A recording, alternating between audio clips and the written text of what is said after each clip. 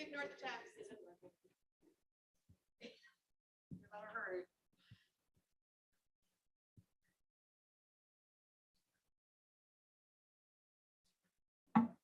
It's 3:30, so we are going to go ahead and call this meeting to order.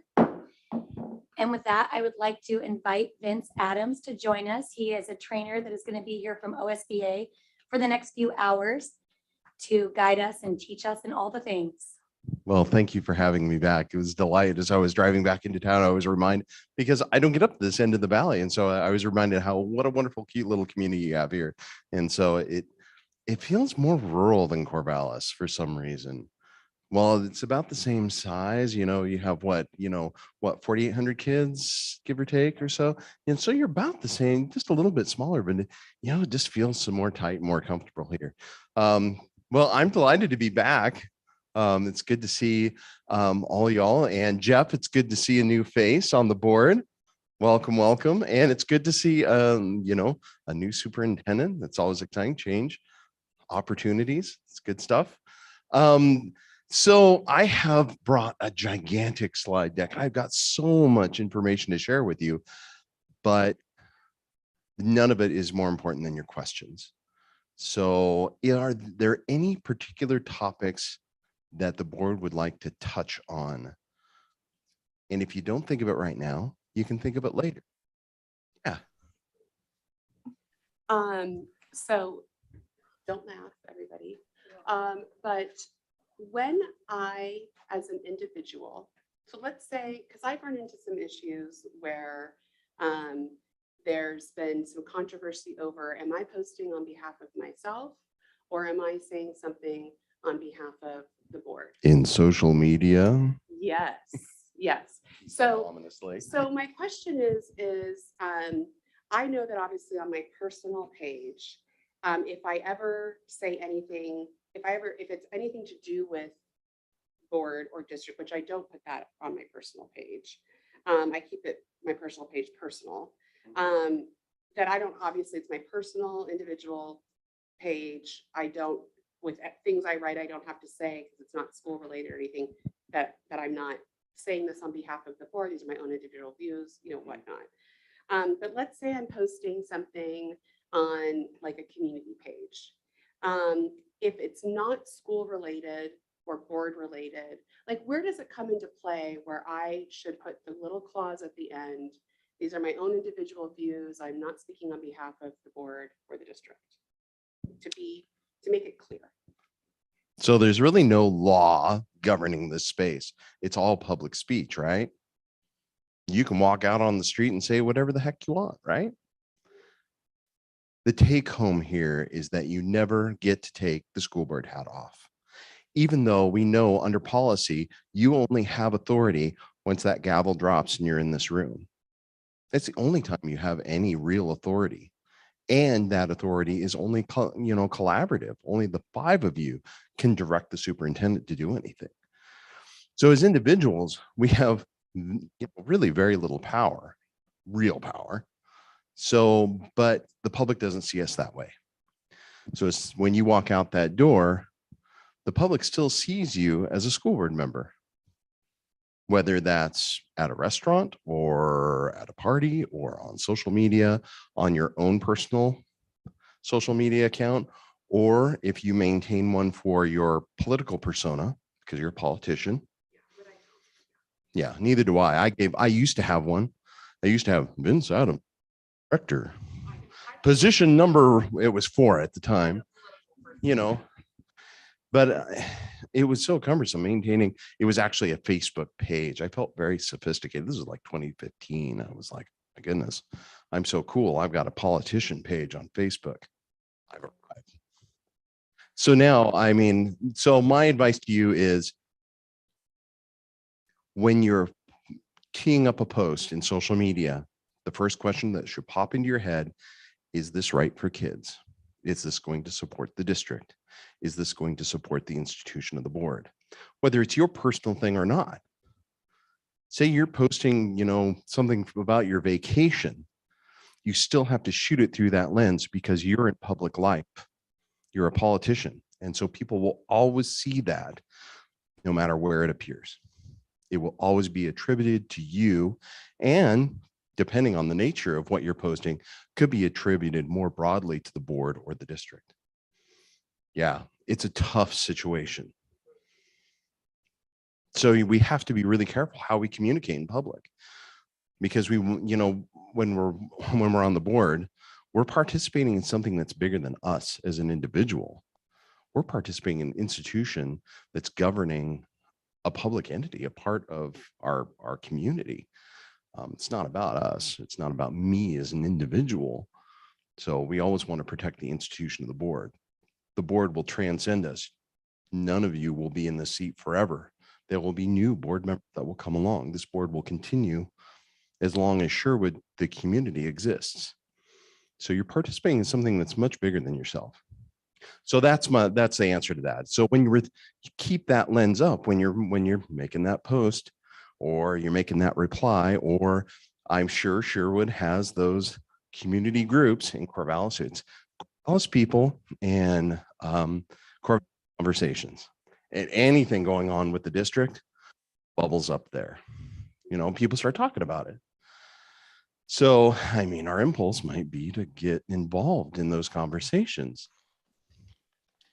Yeah. And so you're like, no, run away. And that's it's just really, it's tough to be effective in those conversations. Now we'll talk about complaints here in a little bit. And we'll talk about navigating complaints in Facebook and social media, because sometimes they bubble up there. But is that helpful? Yeah, I mean, it is. I think it's just about, you're right, keeping the lens on it, but also using, it's more about, I think, using expression. Sorry, I gotta get back. It's been like, what, 6 weeks? I gotta. You can just leave them on. I agree with you. It's more about, I don't personally, as a board member, if there's a conversation about the district, I don't want to engage in that, just because I don't want it to appear that I'm speaking on behalf. And then often, you're right, those can get messy. And, but I'm just more talking about like personal, anything that is not related to school, or maybe kind of could be like, okay, here's an example. So today, a really great kid is doing something really great for other kids in the community, and I posted about it for him. But do I have to say in something like that, like this? I mean, that's what I get, because I've had it kind of go to the extreme in some cases. Well, you need to, everything you say needs to say that. No, and thank you for bringing me back to that. It's like, when do we have to disclose that these are my personal views? Right.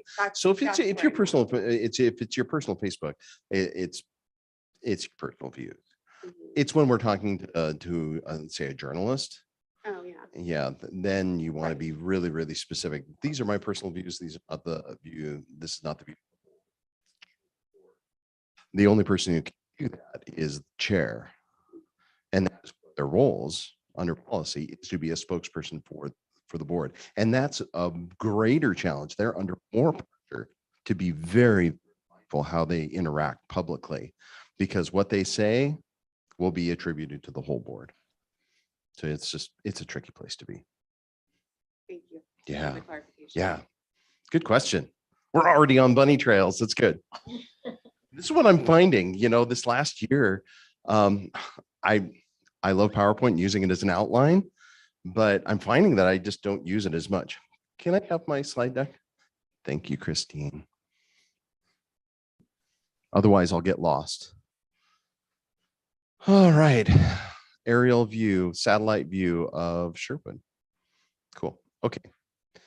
Okay, so this is our rough outline of what I'd like to get done. This is a ton of information. So talking about what the research says, and some of you have already seen this. Jeff, this will be new content for you. Some governance theory stuff, we're going to breeze through that. And then individual member responsibilities. I think I pulled some of those. You guys remember, is it board work or is it not board work? You remember those slides? So I think I pulled some of them out. to shorten it up. And then talking about just how to have effective meetings and then just retaining focus. That's something that boards all over the state, really all over the country, are really struggling with, because we're getting a lot of public outreach right now. So how are we going to stay focused on what our district priorities are? So if any other questions or topics come up, feel free to blurt them out. I'm an extension guy. I work for OSU Extension, used to work for OSU Extension. So every talk is a workshop. So just feel free to interrupt. All right, let's dive in. I'm not going to do that. I'm just going to go directly to here. Yeah. I'm skipping all the preamble because I want to make time for your questions and make sure that we can have time for conversations. So I don't expect you to digest this whole slide. This is a timeline of the research around connecting board behavior and practice to student outcomes. Now, prior to the 1970s, there was a pretty strong narrative going around that locally elected school boards were a bad thing. They're bad for education. They're bad for student outcomes because they're unstable, unruly. They're swayed by politics too easily. It's a bad thing. We need to get rid of them. And so there was this movement to really try to subsume boards into municipal government, usually. Sometimes it was the county government. New York is a good example where the school board or the school district is part of the municipal government. And the school board is appointed by the mayor. So lots of top-down control. In the late 1990s, early 2000s, Mary Delagardelle, who was a grad student for Tom Osbury, did research at Iowa State called the Lighthouse Inquiries. And they were, what the question that they had was, if we apply training to school boards, will they change what they do, and will that have an impact on student outcomes? And they found that yes, indeed, that was the case. They then took that and spread it out to a couple other states, so 3 states, I think Texas, it was Iowa, Texas, and Montana, and they found the same result. Since then, the research has matured. It's now national scale, and time and again, we have found that yes, indeed, boards can train, change their practice, improve their practice, professionalize their practice, and that has a positive impact on student outcomes. If you look at OSBA's guiding documents, it doesn't say we want to go out and work with school boards. We want to go out and improve student outcomes. Everybody that works at OSBA started in education in some way. So we all care about kids. The whole point of this is to tell you that there's an increasing case that what you do really, really matters, both positively and negatively. So let's look at a little bit closer. What are you supposed to be doing? So they've gotten pretty detailed. This is a handful of research articles. They're getting a little dusty. The most recent one here is 2016, but these really lay out what are those 6 behaviors that boards really need to focus on. So the first one is setting that long-term vision and goals for the district. What should education in Sherwood look like? Not just today, but 50 years from now. You should be looking at the horizon. So you should be setting clear expectations, creating that vision, and committing to that vision for high expectations for each and every child without exception. The next one is climate and resources. So this is really around building organizational culture and marshaling the resources to move towards that vision, your vision as a team that you've set out. Next one is data and monitoring.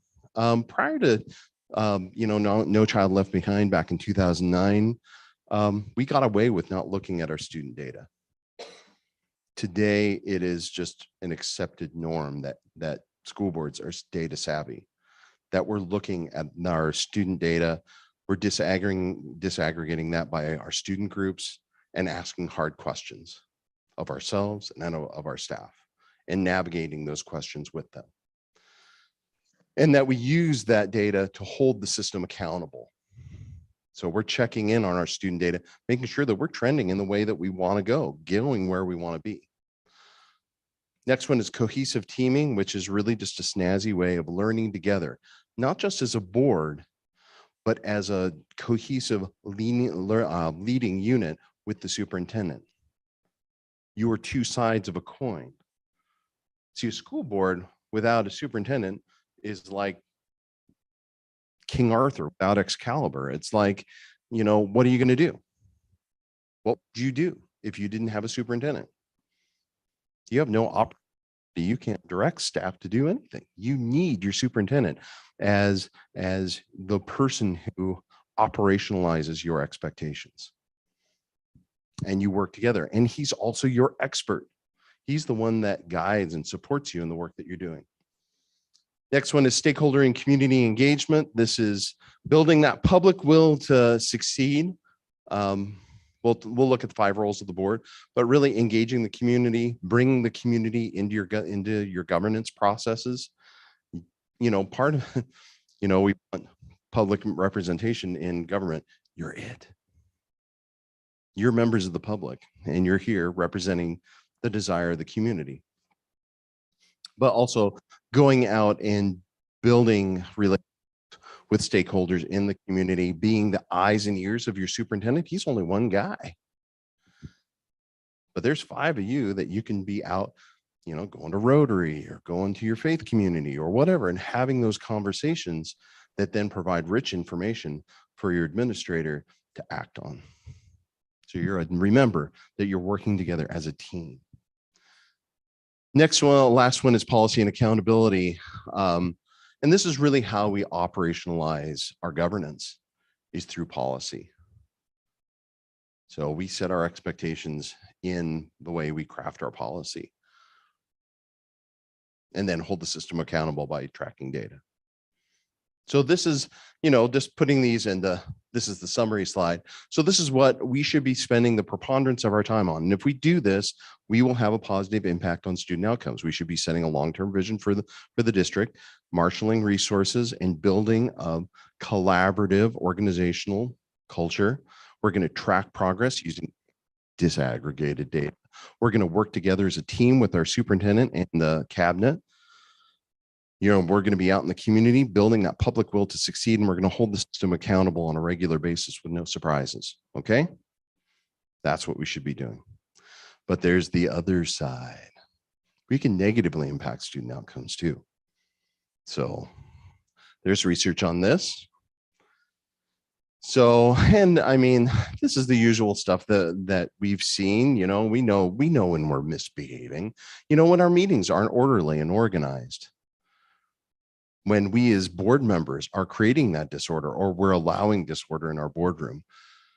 I like through this next one, spending less time on student achievement. They literally have grad students with stopwatches, watching videos of school board meetings, and tracking the amount of time the board spends talking about students. Or are you talking about adult problems? Boards that spend more time on students have better student outcomes. Those that spend less don't have as good. It's kind of commonsensical. A lack of respectful and attentive engagement with each other, with your staff, with the community, members who have an axe to grind, poor working relationships, whether that's within the board, with the staff and the superintendent, or in the community. Individuals taking up too much airtime. I'm guilty of that. I love talking. You notice I'm doing a lot of talking. That's why I love this job. Let's focus on policy items. Micromanaging. We don't want to do that. Only vaguely aware of school improvement initiatives. I mean, it's not that you're micromanaging. You're not telling him what to do, but you should have some sort of understanding. I lost the cover to the mic clicker. You should have some understanding of how, say, curriculum is being deployed. If you did a curriculum adoption recently, you should know how that PD is going. Uptake, is that being taught with fidelity? What does that look like? What are the student outcomes? We want to know what does the assessment data say? That sort of thing. You're not in the classroom saying, doing oversight. So, but you should be aware of, have some informed oversight of key school initiatives. Refer to external pressures for the main reason for lack of student success. Oh my goodness. We've heard these narratives before. It's the parents. Parents are the reason we have poor student outcomes. If we had student parent engagement, well, then we would have better student outcomes, right? Or it's the teachers. Yeah, teachers, they just want more money. Those darn teachers union. If we just had teachers that were better, then we would have better student outcomes. Or it's the kids. Oh, you look at the demographic those kids are coming from. The kids are the problem. Excuses. Those are all excuses that end the conversation that you need to have around student outcomes. The reality is that every child can succeed. Research shows that. I can show you that research if you like, or I'm sure your superintendent would be happy to show some research on that topic. So yeah, every child can succeed without exception. So we don't make excuses. If a kid isn't succeeding, then we're failing them. We need to figure out how we're not serving them. And that's hard. That's a really complex topic, very complex and challenging topic. I mean, I'm in Corvallis, we haven't got that figured out. We're still working on it. Everybody's working on that. Anecdotes, teachers make their own decisions about PD, no system. Yeah. Your most valuable resource are your people. The single strongest predictor of student outcomes is John Hattie. Teacher efficacy. So low performing boards. So if we do these things, we're going to have a negative impact. So just rolling this up, having poor relationships, spending less time on students, anecdotes and agendas, micromanaging our administrator, not empowering them, but micromanaging, telling them what to do, and making excuses. We don't want to do these things when we catch ourselves. And I will self-confess, I remember sitting in a board retreat.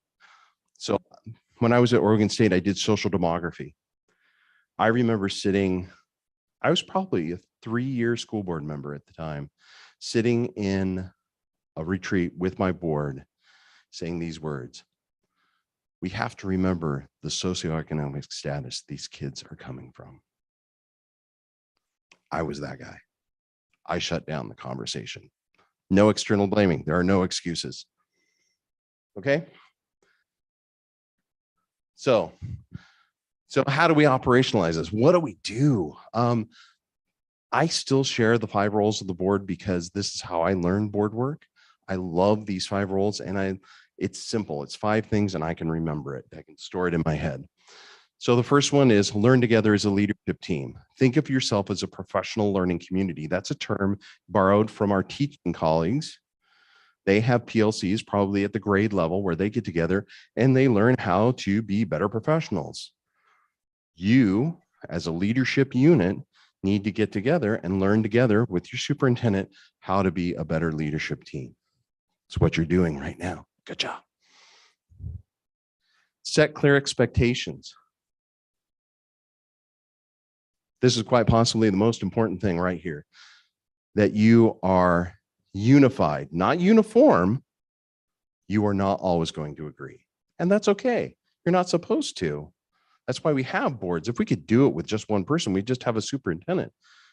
If we got good decisions from just one person, we wouldn't need, or we'd have one person school boards.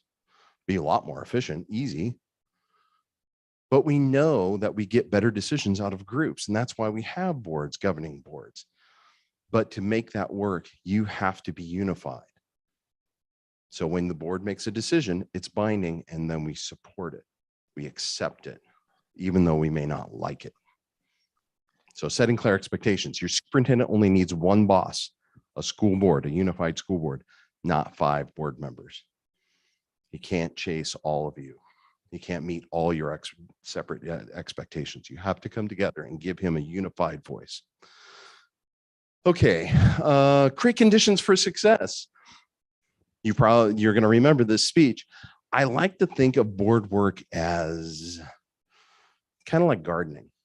When you get all the grass out and you weed it and plant some seeds and you water it and you fertilize it, and hopefully you're going to get a harvest at the end of the season, right?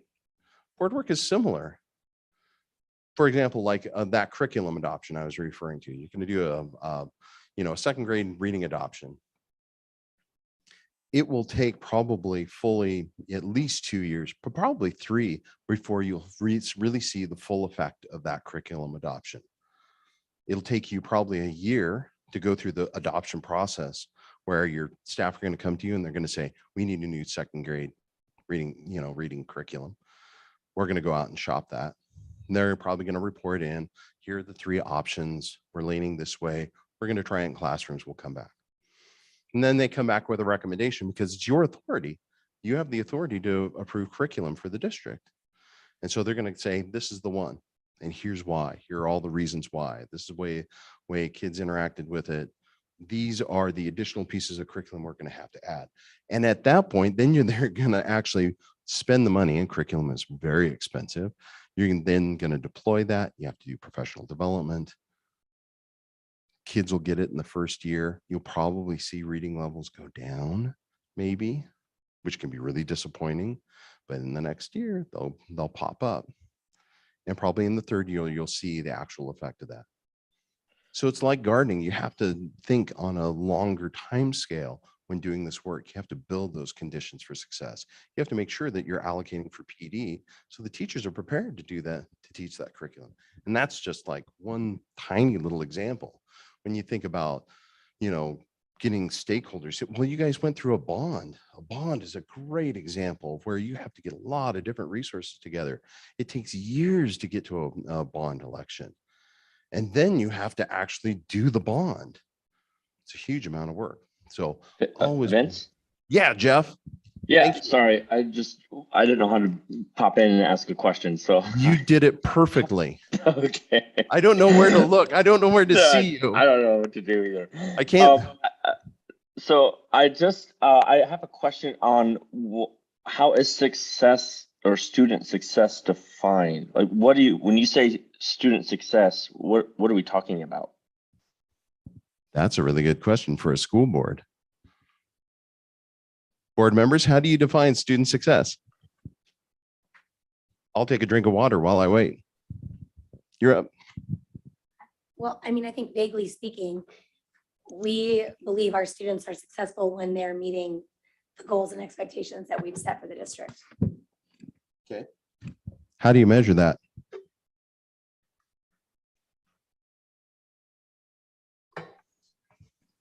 Okay, that's a good one. Graduating. Yeah, we want to graduate kids. Yeah, for sure. Obviously test scores and something that's maybe not said enough, but is student engagement. Student engagement and how involved they are and engaged they are in the process is, in my opinion, a big measurement of success. Yeah, sure. Yeah, you'd have to survey them and get some sort of metric for that if the board was going to track that. But yeah, engagement, subjective experience of their education. Do I feel welcome here? Would be another way. Does that help, Jeff? Yeah, you were speaking about some research on success and how the school board can contribute to that. And I didn't know what exactly what that success was. And so in those specific studies, they were looking at academic outcomes. So they were looking at student achievement and particularly academic achievement. Now, I don't know of any studies that have looked at subjective measures of student experience and board behavior. There's probably a lot of anecdotal evidence of boards with a very positive and collaborative culture helping people in staff and kids in school feeling welcome. But I don't think I have hard data to back that up. That's just my gut check. But the reference that I made about student or board practice and behavior impacting students, that's about academic achievement. Okay. Good question. Conditions for success. Okay, next one. Holding the system accountable. This is a lot about data, but this is also that informed oversight, having some understanding of what operationally, what is happening, having that engaged relationship with the superintendent and staff, so that the board is aware of what's happening in the district. So you can go celebrate that. But that's part of holding the system accountable in addition to data. This slide has data up there. And I think we all understand that we need to be tracking student student achievement data. The board needs to decide what are those key metrics that we're going to follow. I mean, the classic ones are what the Oregon Kinder assessment, that's letter sounds and knowledge of letters. And then there's what, third grade reading, fifth grade math. I think there's an eighth grade math and science, ninth grade on track, graduation rate. Those are the classic ones that everybody's tracking. But then there's other ones. I mean, you can choose other ones to follow. Yeah, Jessica. Yeah, I just like to recommend to Dr. Lyon and to Director Hawkins and others that I think that bringing back the student data and where we're at would be a very worthy spend of time for this board. We didn't really get a chance to do that last year, so it's been a couple of years. And I think with all the turnover on this board, I think really spending some time really deeply going into that data, what it's telling us, especially about our subpopulations, I think that would be very healthy and helpful. So that I would personally, it's just been a few years. We didn't spend a lot of time on that in 2021 because of all of the time that was required for COVID. And I really think kind of tacking back to that, such as it is, knowing that students are no longer required to take a lot of those tests, but to the extent we have data, taking a look at that, I think would be very useful. I really appreciate that comment. Whenever a OSBA trainer goes in and we're doing planning, goal setting, or anything like that, we ask this really thorny question. And we ask boards, who are your kids? And then we drop the mic and let them answer. And it's really telling how they respond. And you should be ready to go. Yeah. I mean, in Corvallis, we're 68 white and then 14% Latino and then 2% Black. And then you should be able to enumerate those. You should have a good sense of how many, queer kids you have and what their experience. You should be able to talk about your kids in very specific ways and maybe even tell some stories about your student experience. Because if you can do that, then you have a sense of what's going on in your schools. You can ask harder questions. Who are we not serving? Why are we not serving them? Why are we not reaching these kids? What do they need? What resources do we need to reallocate? Okay, I want to keep moving. Creating public will to succeed. This is another reason why you want to know what's going on in the district, because you want, well, two things here. One, you want to go celebrate the success that is happening in the Sherwood School District. Good things are happening here. I guarantee it. There's awesome education happening in classrooms here. Well, not right now, but there was this whole year. And you need to be out talking about that. You need to be connecting with your local decision makers, connecting with stakeholders, and then focusing their attention on the needs of the district, the needs of your kids. Whatever that is.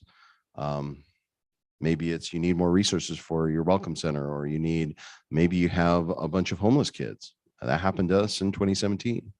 We like doubled our number of homeless families. We freaked out. There was a lot of board engagement that year. We were talking to stakeholders all over Benton County, trying to figure out what was going on and how we could get resources for our district. And so those are the 5 roles of the board. And then I love this wonderful tool, and focus framework. And this is a wonderful tool for the board to stay in lane and when doing its work. Okay. Pick a really thorny topic. Any thorny topic, doesn't matter. We're not going to actually go through it. I'm just using it as an example. Hard one. What's a hard topic? Yeah. Or I'll pick one. What? Sex ed? Yeah, comprehensive sex ed. Oh boy. Yeah, the fur is flying in Oregon on comprehensive sex ed. Okay, so let's walk through this. Area being discussed, comprehensive sex education. What does the board need to know? What is the policy landscape? What are you required? What are the state standards? What do you have to do? What's actually in the curriculum? Maybe you want to look at it. or get a report. Have your staff come and give you a report on it. What does that look like? How does a parent opt out? What do you need to learn? What questions do you have? What are your greatest hopes in this area for the district? Set clear expectations and get alignment across this board on what that is. What do you hope for a comprehensive sex ed? What are the conditions for success? What are you going to do? What are you going to reallocate to make it happen? Maybe it's policy. Maybe you need to spend money somewhere else. I don't know, but you need to figure that out. How are you going to hold the district accountable to the changes that you expect?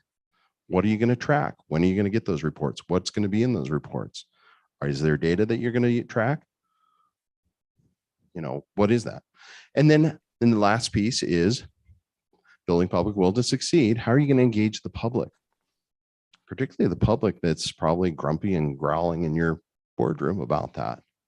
How are you going to talk with those people? What are you going to share with them? All of those topics are board work. There's nothing operational there. Your superintendent is going to make all of that happen inside the district, but these conversations, he's going to bring the information that you need. He's going to provide all that. His staff is going to do that. They'll do it right here in the boardroom. No problem. But this is a wonderful tool to help you stay in lane. I'll share this document with you after this. Yeah, it's great. And we use it in Corvallis. We've used it for years. Yeah. Yeah. And it's been around since 2002. Still works. Okay. Got to Can I keep pop moving. in and ask you a quick question? Yeah, you bet. Okay, so one thing that for me personally, I've struggled with a few of these things this last year is knowing the correct time to have some of these conversations. Because I feel like when we meet as a board, whether, I mean, obviously it's always live and public, whatever, which is fine with me, but it's always very formal and it's always being brought to us like, this is what we've chosen. It's a yes or a no. You can ask questions, certainly, but it feels like we've long surpassed this, like, what's our expectation of a board as the board and what are we comfortable with? What are we not comfortable with? Like, those are not questions we're having as a group anywhere in advance. Are you telling me you want to have a conversation about this? Yes. Do you actually want to talk with your colleagues about this? I do. And so, What? and I also want to be respectful of people that work for our district and Jeff- not make them feel like we're stepping on their toes. Jeff can't hear anything. I don't know why Jeff can't hear anything. So I'm sorry. I was being a little tongue in cheek. No, I guess I'm just wondering, like, is that all little conversations that we're having along the way? When is the appropriate time for us to have that conversation? That is a great question. And it's one that's coming up a lot right now because school boards are being asked to grapple with really hard topics. So typically we run our meetings with Robert's Rules of Order, right? And you are a deliberative decision-making body. And when you're acting in that capacity, making decisions for the district, Roberts is great for that.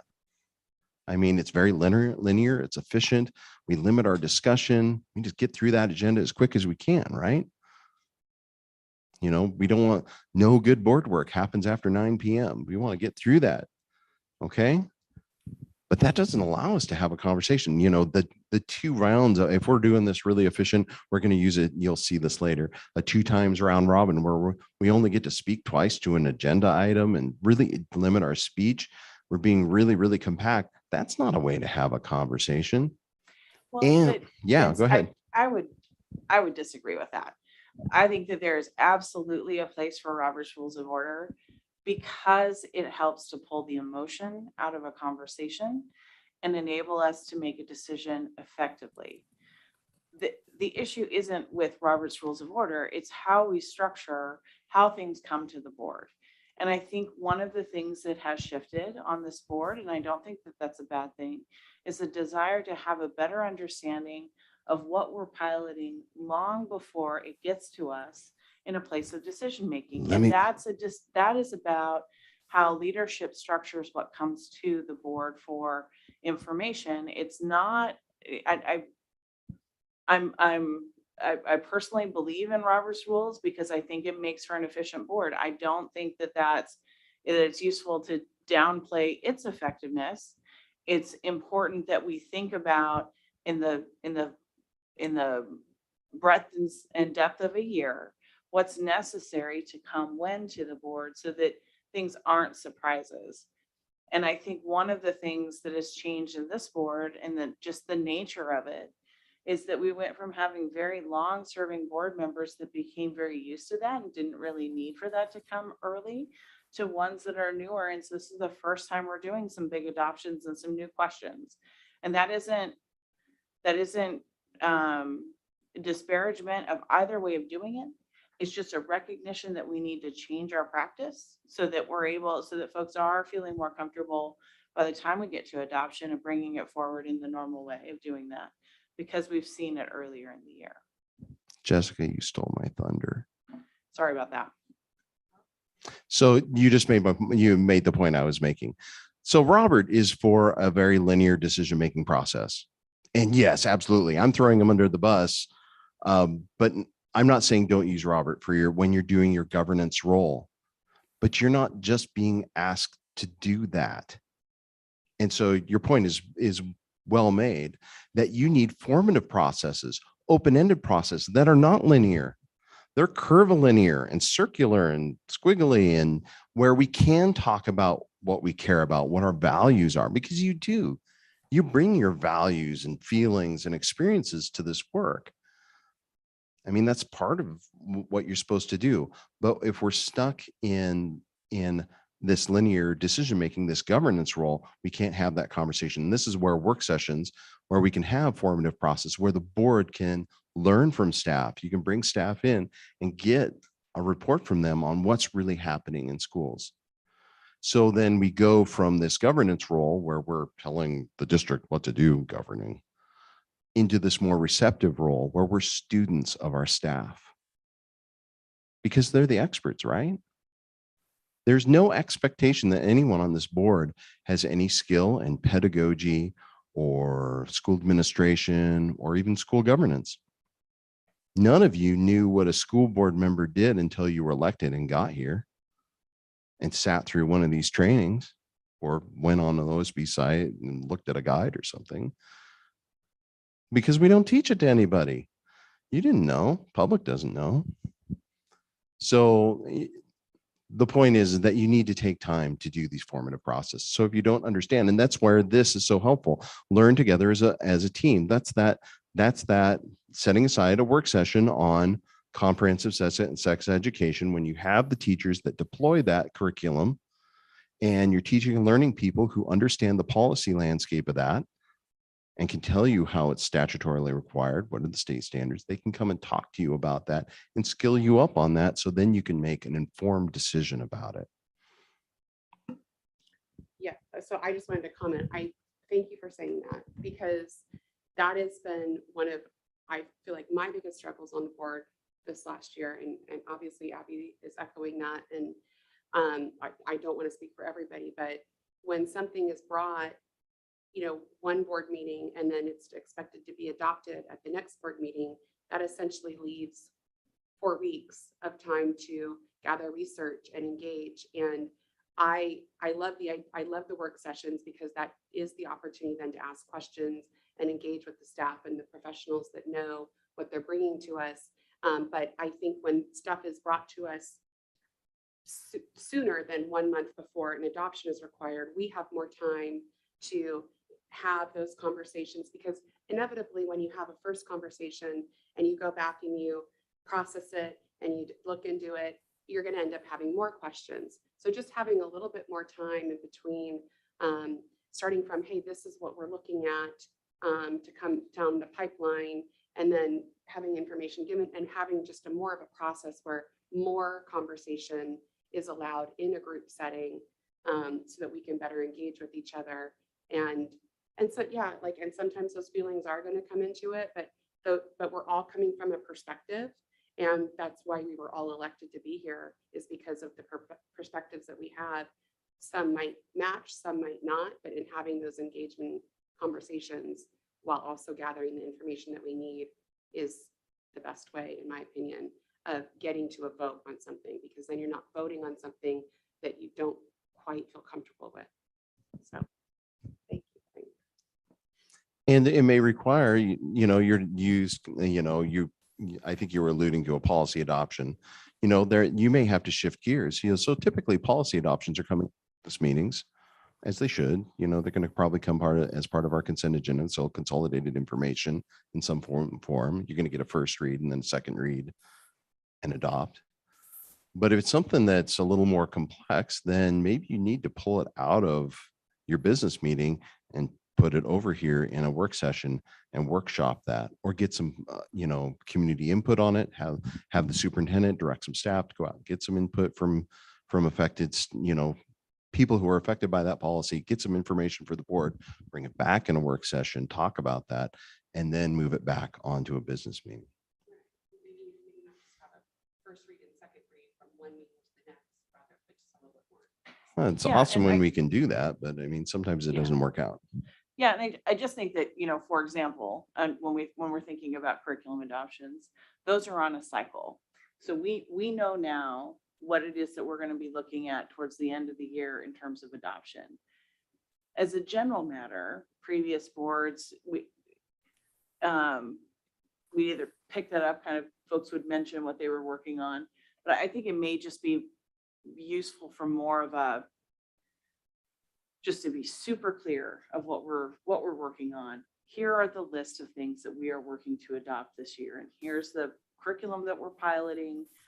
They aren't going to have all of the information that they would have coming for a first read at this time of year, because they're going to be learning about that over the year, but at least it would give us a sense of, okay, I need to wrap my head around, pick whatever it is that we're adopting, the second grade reading, right? Whatever that is this year. And so then we can just be prepared we're going to get to May and we're going to need to be prepared in June to adopt a reading curriculum.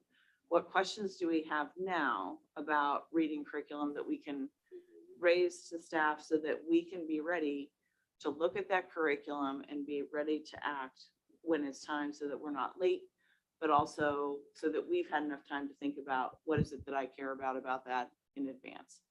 That I think that's a different way of doing it than we've done it in the past, but I think one that might help make this process a little bit smoother.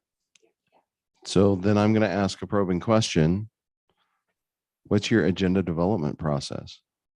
And Jeremy, you're a little flat-footed here because I don't think you've developed one yet, or at least collaboratively. One. We're having conversations about that. And I think what Jessica just said is really mirrors the way the executive team sees things, that there is a need for that renewal of kind of developing those more long-range build-outs regarding things that culminate by a first read and then a request for adoption by the board. And so there's a clear recognition that we're at that moment, and there's a good spirit there to do just that. So that's in the works. So in previous districts, how have you done agenda development with the chair? Well, it's you can do it a number of different ways, but there's usually a backbone that you plug and play an entire set. And then there's all these local things going on that work their way through the system. And of course, the workshopping is essential for things like budget development. And a lot of districts have gone to curriculum committees, for example, where all of this is looked at in a broader framework with a pipeline to board members regularly as to what that group is doing. And that group has board representatives on it as well. And so I think the thing that we're all realizing is that we need to get back to some of those processes that bring us more into that horizon window of this is what's coming up and this is how we're doing, and these are more opportunities for that early engagement. I want to be just, because this is all public and folks can watch it, I really, as the kind of resident old timer on the board, I don't want this to be viewed as someone went wayward and now we're having to fix it. I don't think boards ebb and flow in terms of years of experience, in terms of how they function and what operational needs are. And I think that this is a case of the operational need to do this in this exact way ebbed. And now it's flowing back to needing to do that. There was a period of time where frankly, a lot of and this was experienced, I think, by school districts across the state and across the country, of what you were responding to for 2 full years was whatever recent guidance on COVID, and focusing on kind of longer term planning took a back seat just because you had to respond right now to whatever somebody decided a week ago. And so I just want the public to know that this is not a case of something broken that or that somebody was doing something wrong. It's just kind of a natural ebb and flow of boards that were, I think, is exacerbated by the realities of the pandemic. So I just, for the long-term record, want to put that on there. One other comment about that, and that is that, it was stated that we really want to tie all of our work towards student achievement outcomes and student success. And yet, in preparing to arrive in Sherwood as your new superintendent, you go on to the state websites to look for that student achievement data, and it's largely missing for the last 2 years. So we are at a moment where it's very difficult to tie actions of the last 2 years to any kind of student learning outcome. And this is the great opportunity to get back to that blueprint of how we do that and how we measure that with student achievement outcomes. So that's exciting. It's an exciting moment. So I'm going to put your board secretary on the spot. Okay, you ready? Do you have an annual calendar? Like a master calendar? Master calendar for the board? Absolutely. Yeah. And so this is really the backbone for your agenda, is your annual calendar. So you have all the required things, all the compliance actions that the board has to take, the non-optional things that you have to do. And then you have this little slice of discretional time where you get to do the things you want to do, the things that you want to focus your attention on. My recommendation is that board leader, you should have regular agenda planning meetings. I would recommend that the chair, vice chair, superintendent, and board secretary be present in those, because you're the ones that are organizing these meetings. I think it's important to have the board secretary, because boards come and boards go, superintendents come and go, but board secretaries often have this deep institutional knowledge about their organization that is really invaluable to have at the table when you're planning agendas. So yeah, and then you're working on 3 agendas at a time. The one you're about to take up next month's, and the 3rd one out. And then of course you're going to have parking lot for all those crazy ideas. Director Adams wants to talk about dress code. I want to talk about the dress code policy. Get it on an agenda. So I have this, actually, it's a real example. I've been grousing about the dress code policy for 3 years, but the pandemic got in the way. But anyway, it's been sitting in the parking lot on our annual calendar for 3 years because we had a pandemic. We couldn't get to it. And so hopefully this next year we'll get to it. But so that's how you plan that. And so the chair and vice chair, that agenda planning team gets to choose which logs go on the fire, just like the Speaker of the House in Congress. You can decide what's going to go on the agenda and what's not. And they need to ask, is this board work or is this not board work? Is this operational? It's operational, then we need to set it aside. Then you have the chair gets to have that conversation with the member. I'm sorry, Director Adams, we're not going to take up the dress code this year. We're in a pandemic. We're dealing with other stuff. So yeah, agenda planning is crucially important. It should be a collaborative process. Shouldn't be surprises. And if your agenda item isn't coming up, then you might need to ask, offline, say, hey, why am I not getting my dress code? Why is it not getting on an agenda? Anyway, we digress. Focus framework. I added that onto the list. You have an annual calendar. I'm not going to send you a copy of OSBA's kind of clunky, weird one. You've got that figured out. You have to understand that you have one of the best board secretaries in the state. Just you rely on this woman. Okay, here we go. Let's keep moving. The governance theory. Well, this is true for school boards and for your colleagues at the city and at the county government. This divide, this theoretical divide between governance and management. And it's really tied up in the what are we going to do versus how are we going to get it done, or the ends versus the means. You are the governance component of this. You discover, well, you decide what we're going to do. Your superintendent gets the unenviable task of figuring out how to do that. So you've seen this slide before. This is a pretty high contrast by design. So the board is up there in the white and you're doing your advocacy, building that public will to succeed. You're identifying goals, setting that vision for education, adopting policies to set those expectations, doing all good board work. And down here, we have the superintendent in the black area, and he's doing operations and developing, you know, administrative regulations to operationalize your policies and hiring personnel and doing great education. Okay. And there's a stark line here because there's a clear separation of roles.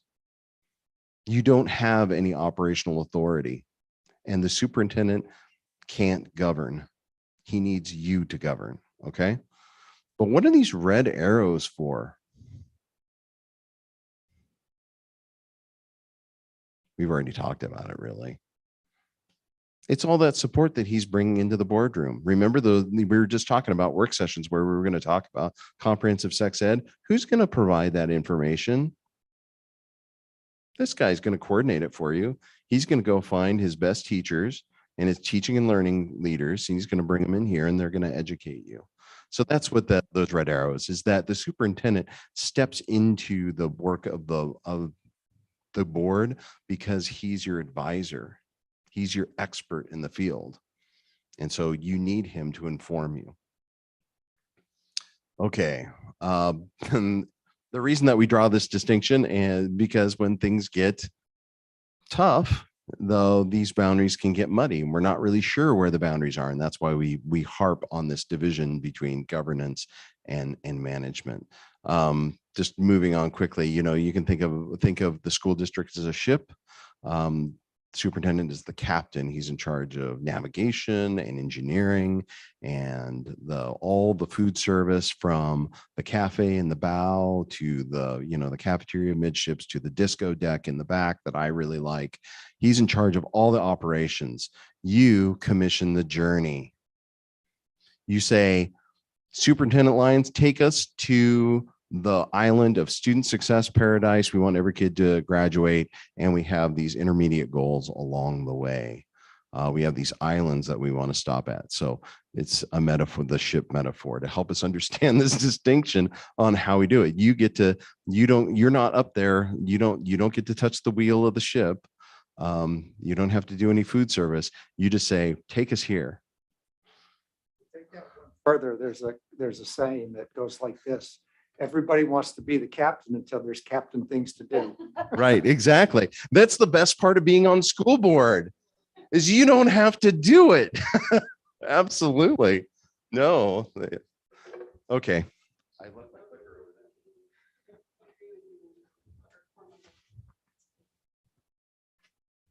there.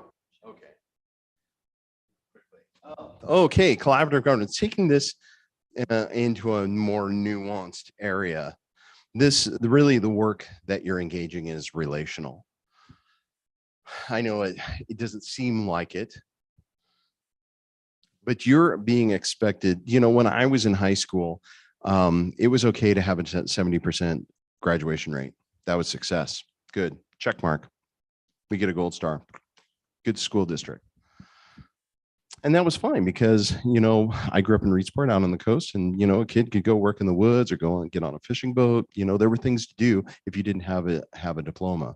Today, that's not true. Today, you know, if a kid doesn't graduate, they can't fully engage in the 21st century economy. they're not going to be as successful as they could be. And we know that. Nevertheless, we're still stuck with the same system. You are being asked to govern a system and transform it while it's operating. And that's really complex. You need to build relationships to make that happen. You can't just govern it. You can't say, just do this. You have to foster deep relationships with your administrator and your staff and your community and with each other to make that happen. And this is where collaborative governance comes from. So collaborative governance is an approach that utilizes effective partnerships to learn and lead together in an environment of trust and respect with shared focus on high expectations for all students through collective responsibility, accountability, and support. So I've color coded this because this is a really dense statement. And so I have a diagram to help us. So there are 3 partnerships that that you navigate. It's the ones between each other, between the board and your administrator, and between the board and the community. And all 3 have to be strong. If one leg of the stool is weak, then you have a weak stool and you're not going to be as effective. Next is focus. You need to have shared goals, language, and metrics from the boardroom to the classroom. So you should have some sort of strategic plan or goals, overarching goals. Under that is going to be some sort of operational plan. There will be metrics associated with that. And everybody should know what that is and be able to use that language. Teachers in the classroom should know what the board is focusing on. And when they come into the boardroom, you should be speaking the same language. Next is collective responsibility, just sharing accountability and not making excuses and being supporting our staff in the work that they're doing. And then this last piece, organizational reliability, is really just a snazzy way of saying trust. You know, we trust someone when they follow through, when they are reliable. And so following through. So, and if you do all these things, you're going to get those things in the bullet points. You're going to earn the trust of your staff. You'll earn the trust of your students. You'll earn the trust of your community. You will have elevated board efficacy because you'll be unified, not uniform, but unified, and you will get improved student outcomes. That's what the research says. Now, I've laid this out in a linear form, but it's really not. We close the loop through our engagement. So within those 3 channels, we're engaging each other as board members, we're engaging staff and our administrator, and we're also engaging the community. And that's how we operationalize this. So what does this look like? Okay, this is great, Vince. You put a bunch of theoretical stuff up here. What does it actually look like? So, okay. Wow, I just jumped forward a bunch. I think the first one, the most important one, is effective superintendent evaluation. Being clear, having your superintendent identify clear goals for his professional growth and for the growth of the district, and supporting him in that work throughout the year. Having strategic priorities that you all agree on, and doing that with your district-wide leadership team. That is a team that's going to be your teaching and learning folks. It's going to be facilities folks, depending on what your priorities are or what the board needs. Those are people, staff members that are going to come in and support the board and providing you the information you need. And you need to bring the community along in setting those strategic priorities. Transformational policy development. It's not enough just to be adopting policies that you get from OSBA that kind of tinker around the edge and we're just being compliant with law. We literally have to transform the system to meet the needs of every kid. And that requires policy changes. So that is work that only the board can do. You have to do that. You're the only ones that can create or change policy.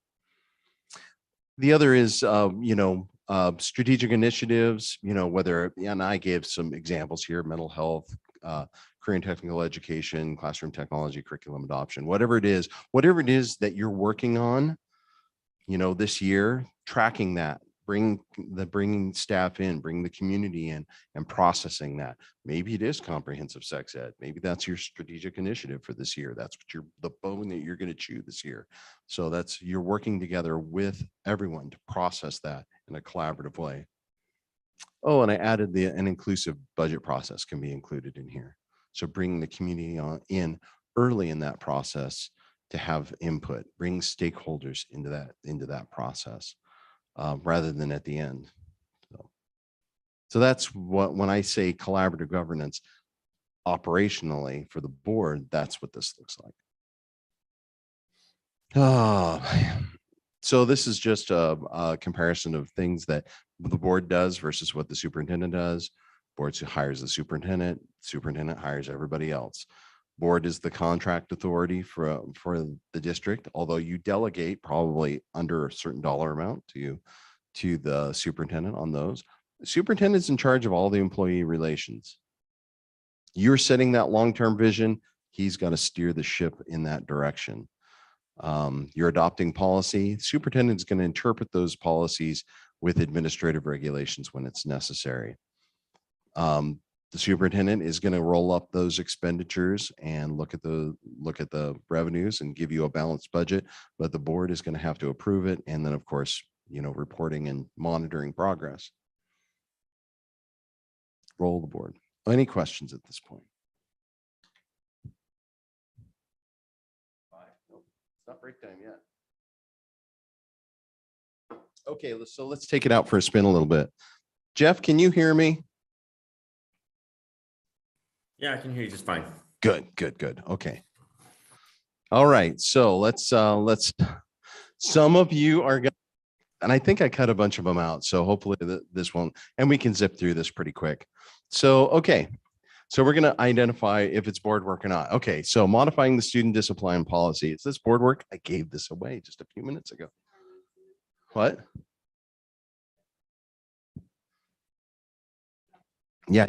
Turn your mic on so people online can hear.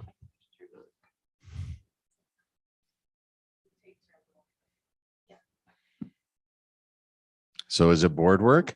Who wants to take the plunge? Ma. Yeah. Does anybody want to dissent? Good. Yeah, of course. It's modified. It's policy. I just told you. I gave you the answer. Yeah. Anything with policy is going to be board work. That was an easy one. Yes, you have a policy on that. No OSBA talk would be complete without a mention of policy. I love this sentence at the end. I'm going to read it aloud because I love it so much. The formulation and adoption of policies recorded in writing will constitute the basic method by which the board will exercise its leadership in the operation of the school system. That is such a profound statement. That is how we govern, is through policy. Although there are board members that, not this board, but that will show up in the superintendent's office and say, wow, we really need to hire that coach, that one guy for coach. I really like that guy. It happens even today. Okay. And so, yeah, administrative regulations. So the superintendent can interpret policies with administrative regulations, operationalizing our policy, providing the additional detail for staff, for the public to navigate the policy or the expectations of the policy. Sometimes the board will approve those, sometimes not. And you can look up your policies online. We're not going to belabor that. This is to remind you to calendar out your policy updates, but you have an awesome board secretary, so you don't have to worry about that. But you should be aware of what the load is. So ask, and sometimes it can be bad. How many policies do we have to adopt this year? We have to move 46 this year during the headlights time. That's a lot of work to go through 46 policies. How often do you guys meet? Once a month, twice a month, once a month. So once a month times 3, that's 36 hours that you have to govern this district. And let that sink in. Not even a work week. You're not going to spend a work week in here actually governing this district, doing governance processes. You don't meet for, you shouldn't be meeting 3 hours. There's actually research on that. The boards that meet more than 3 hours tend to have lower student outcomes. So try to be very efficient in your business meetings. Now, some boards meet twice a month, but that's only 72 hours. It's amazing how little time we actually have that we actually give to governance processes. So being very efficient with our time is really, Vince, I just want, again, for the benefit of the public, the suggestion that we show up here and that is the first time that we're gonna start doing work and that we're gonna end 3 hours later is both folly and inaccurate. This board is reading policy, is preparing in advance, is having conversations, is doing work substantially in between those times. And it's like school. You can't show up here and be effective if the first time you've looked at a policy or asked a question about it is at a board meeting. Yeah. That's why there's a lot of work that goes on in advance. And I'm sorry for being a little that's okay. Jump touchy in about there. that, but I think it's important that we don't send the expectation to us or to the public that really all we're doing is 36 hours of work and then we're calling it a day.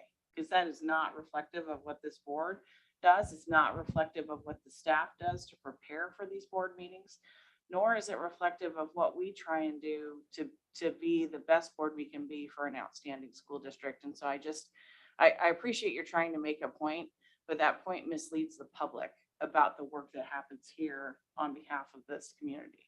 And I have a slide later where you get to talk about how you're going to prep your packet and how long it takes. Well, Because you're absolutely right. No, and in fact, it takes all that work outside of the meetings to make the meetings efficient.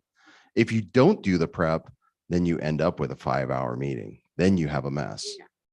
The 36 hours is putting into place all of the work that goes into that. My husband likes to say I have a second full-time job. And that's what it is, because when you really invest and you spend the time, you're reading this curriculum on your own time. There's so much that goes on in between meetings. And then you add to that the work sessions where you're having that collaborative. So thank you. I agree with that. I was like ready to. And No, you're not. and that gonna- doesn't even, and that's just board prep. That's just prepping a packet and then coming to a meeting. That doesn't even include correspondence. It doesn't include the conversations that you have. It doesn't include the ancillary meetings, because you may not have been engaged in the community before you on the school board, but I guarantee you are now. Yeah, I So, just am real sensitive. These are difficult jobs. This community expects a lot, and I believe that this board and previous boards have given that level of commitment. And I just want to be real careful that what they hear from OSBA isn't, well, you've only got 36 hours to do work, because that is not reflective of this board or any board that I'm aware of. No, what I'm saying is that we only tend to give about 36 hours of actual governance time in the room doing the work. And you are not unique in that. Most boards do.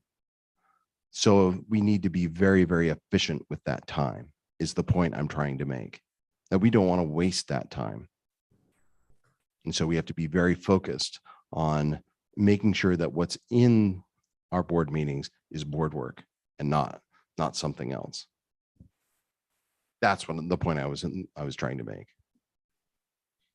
I'm not saying that you're not. Very different than that. I'm sorry. I've been sitting on, I'm a sitting board member too. I know how much you work. Yeah, if you can get your board work done in 15 hours a week, then you're doing good. Maybe not in July, but in the middle of the year, yeah, you're easily doing 15 hours a week. Establishing an in-school suspension system, is that board work? Why not? Who establishes an in-school suspension system? But you can parameterize it. So you probably have a policy JFC. So I'll read that second line there. Objectives of disciplining a student must be to help the student develop a positive attitude towards self-discipline, realize the responsibilities of one's actions, and maintain a productive learning environment. So this is setting a parameter on what the expected outcome and what it's going to look like. So you can set expectations on operational systems through policy. Yes, so the board creates the policy and the administration is responsible for implementing it.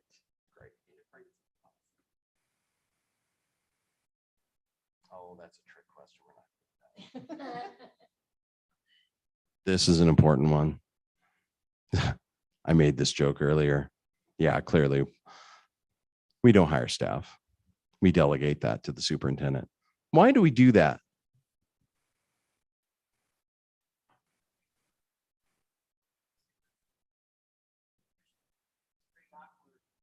Someone's hiring staff that don't work for them.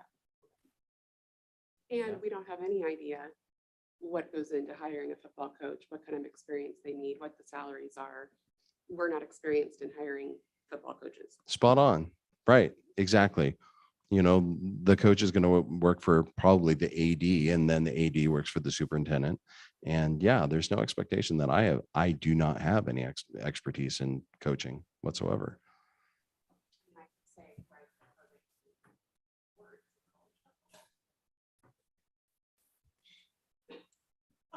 So there's going back to our discussion of social media and role of board members, how does that fit into this? Because if you're reviewing applications, interviewing selected candidates, it looks like you're on a hiring committee here. What's that going to be like for staff having a board member sitting in there?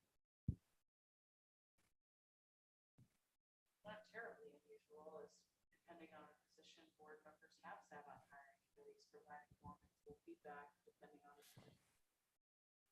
Yeah, I would, and if you're going to keep that practice, I tend to recommend against it, but just understand that that hat is still on and that you will have a disproportionate voice on that committee. That's also true in community committees where you have community members. So you can shape the conversation or chill the conversation and by things you say or just being in the room. So we just have to be mindful of our identity as board members.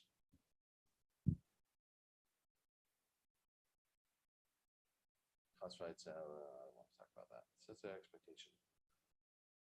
How about this one? Set the expectation that hiring procedures will be established to employ qualified administrators necessary to carry out duties identified in the district. Yes, I believe we set the expectation. Good. Yes, you do. In that policy, GCC. This is one that hangs people up. How about collaborating with staff to set the priority or goal that high quality instruction will be a focus of the school district? Superintendent. Would anyone like to dissent? I would say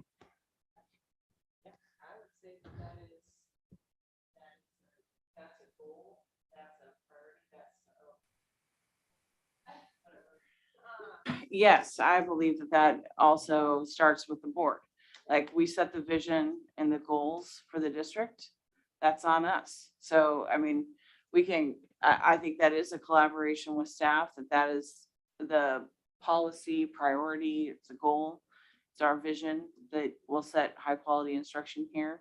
And that if that is not a priority of the board, I would have huge questions about what that board is doing and what exactly their priorities are if it's not high quality instruction. If that's not a priority of staff, I'd be shocked too. Like, what are you doing here if this isn't your goal? But if I think that may be a shared thing all the way through the district and a focus through the district, but that had better be on the board's list. Well, what threw me off was when he says collaborates with staff. So we set the goal, but we don't collaborate directly with the staff.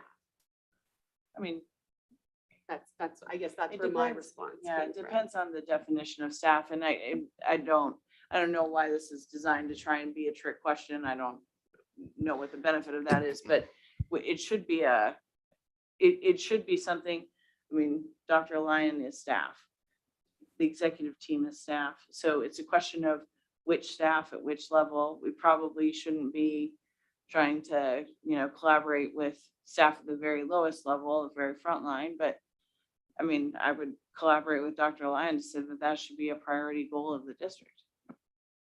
So the reason that it trips people up is because the tension that you're feeling is policy BG, which is board staff communication.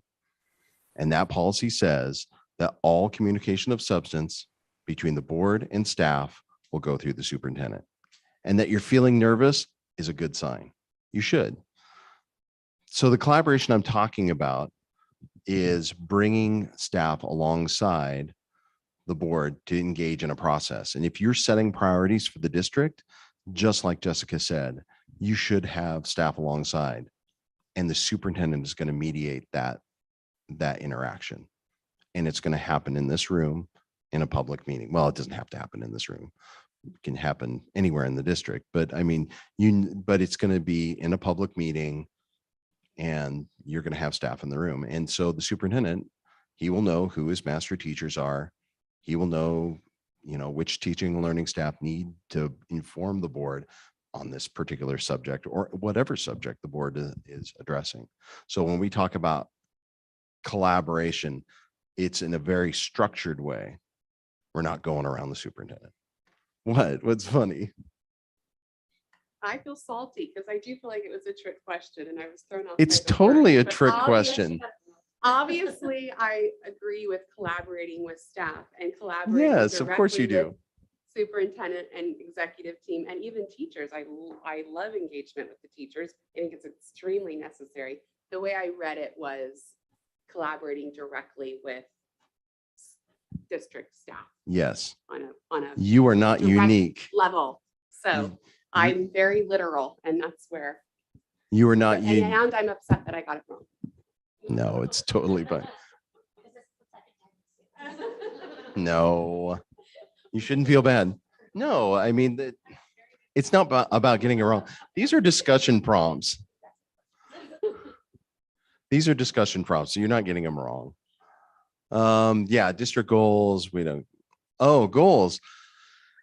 I don't know if you guys have seen this. I've created this set of slides fairly recently because we get lots of questions about goals and boards have to navigate lots of different types of goals. So we have district goals and superintendent goals and board goals and then you might have, if you have pillars in your strategic plan and well, what are all these things?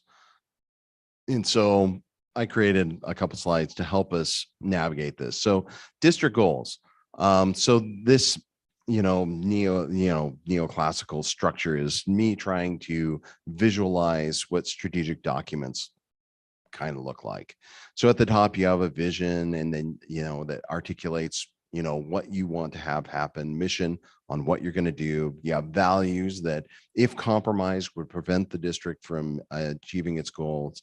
And then you have these goals or focus areas or pillars or whatever you want to call them that really define the what you want to do. They're essentially mini vision statements on what you believe, like around student achievement or student wellness, facilities planning, pick it, whatever. That's where those set. So those are your district goals. These are your big, hairy, audacious goals. Under that, you have strategies. You get into your operational portion of the plan, which is the realm of the superintendent. So this is the actual strategic plan. And then so you're going to have strategies and actions, and then ultimately the measures that the board will then have reports on to track the progress of the district. So those are district goals. I'm going to skip through here. And then next is superintendent goals. So this is part of the superintendent evaluation process. They are designed to enhance or to support your administrator in their performance and their professional growth. They should be aligned to your strategic priorities. Everything the board does is aimed at their strategic priorities, and they're developed collaboratively. So you just got on the job, so you probably don't have to have evaluation goals, but it's something, it's August. So he's going to want to come back to you with some goals here pretty quick because, in October, you should be having a quarterly meeting on those. So, although, yeah, So superintendent evaluation, this is a really important area. This is probably the board, one of the board's strongest tools for fostering a positive relationship with the superintendent. So have a robust superintendent or a evaluation process and have clearly defined goals. So there's no surprises at the end of the school year when you're required in his contract probably to provide him an evaluation. And you know, he's going to come back with self-evaluation data. It should not be like, oh my goodness, we don't know what we're doing. You should have regular check-ins, October, January, and then at the end of the year. Okay. So I have a question, or maybe Yeah. just a concrete example or clarification. Hello? Yeah. Go ahead, Okay. Jeff. I'm listening. So, okay, so when we're looking at goals and setting goals and the differentiation between the board and the superintendent, if to use like a concrete example that a goal of graduation, I'm trying to understand how specific a goal is established by the board versus the superintendent. So would a board establish a goal of whatever, like, to graduate, a student must type 100 words per minute? Would it get that specific? And then the superintendent would establish how we get to that point, how we measure it? Or would the board be more principally based of a student must be able to type efficiently, and then the superintendent establishes what is efficient and how to get there? I'm trying to understand the level. So this is a really, Do you want me to take a crack at what some of our goals have looked like in the Sure, past? yeah. And try and, yeah. So Jeff, at least kind of as it relates to superintendent goals, those goals are going to look like, what kinds of things are we going to hold the superintendent to achieving that year? So, for example, in the past, one of the goals that we held the superintendent to was, we want you to run a robust public process to get buy-in for the bond. And the job of the superintendent was to then build out a schedule for what that was going to look like, hold those engagement meetings, get feedback on how they went. And we provided feedback along the way. And so these goals were collaborative. It looked at, what are the things that we want to achieve as the district, and what things are we going to hold the superintendent to that year? So for example, one of the things that I would be very surprised if it wasn't on our list would be to say to Dr. Lyon, we would like to hold you accountable to doing regular check-ins and building relationships throughout the Sherwood community, strengthening and identifying where we have gaps and things that we can do to improve. That would be like a superintendent goal. A goal for the district might be, we're, X on the list of graduation, and we're going to move to Y on the list of number of students that we graduate.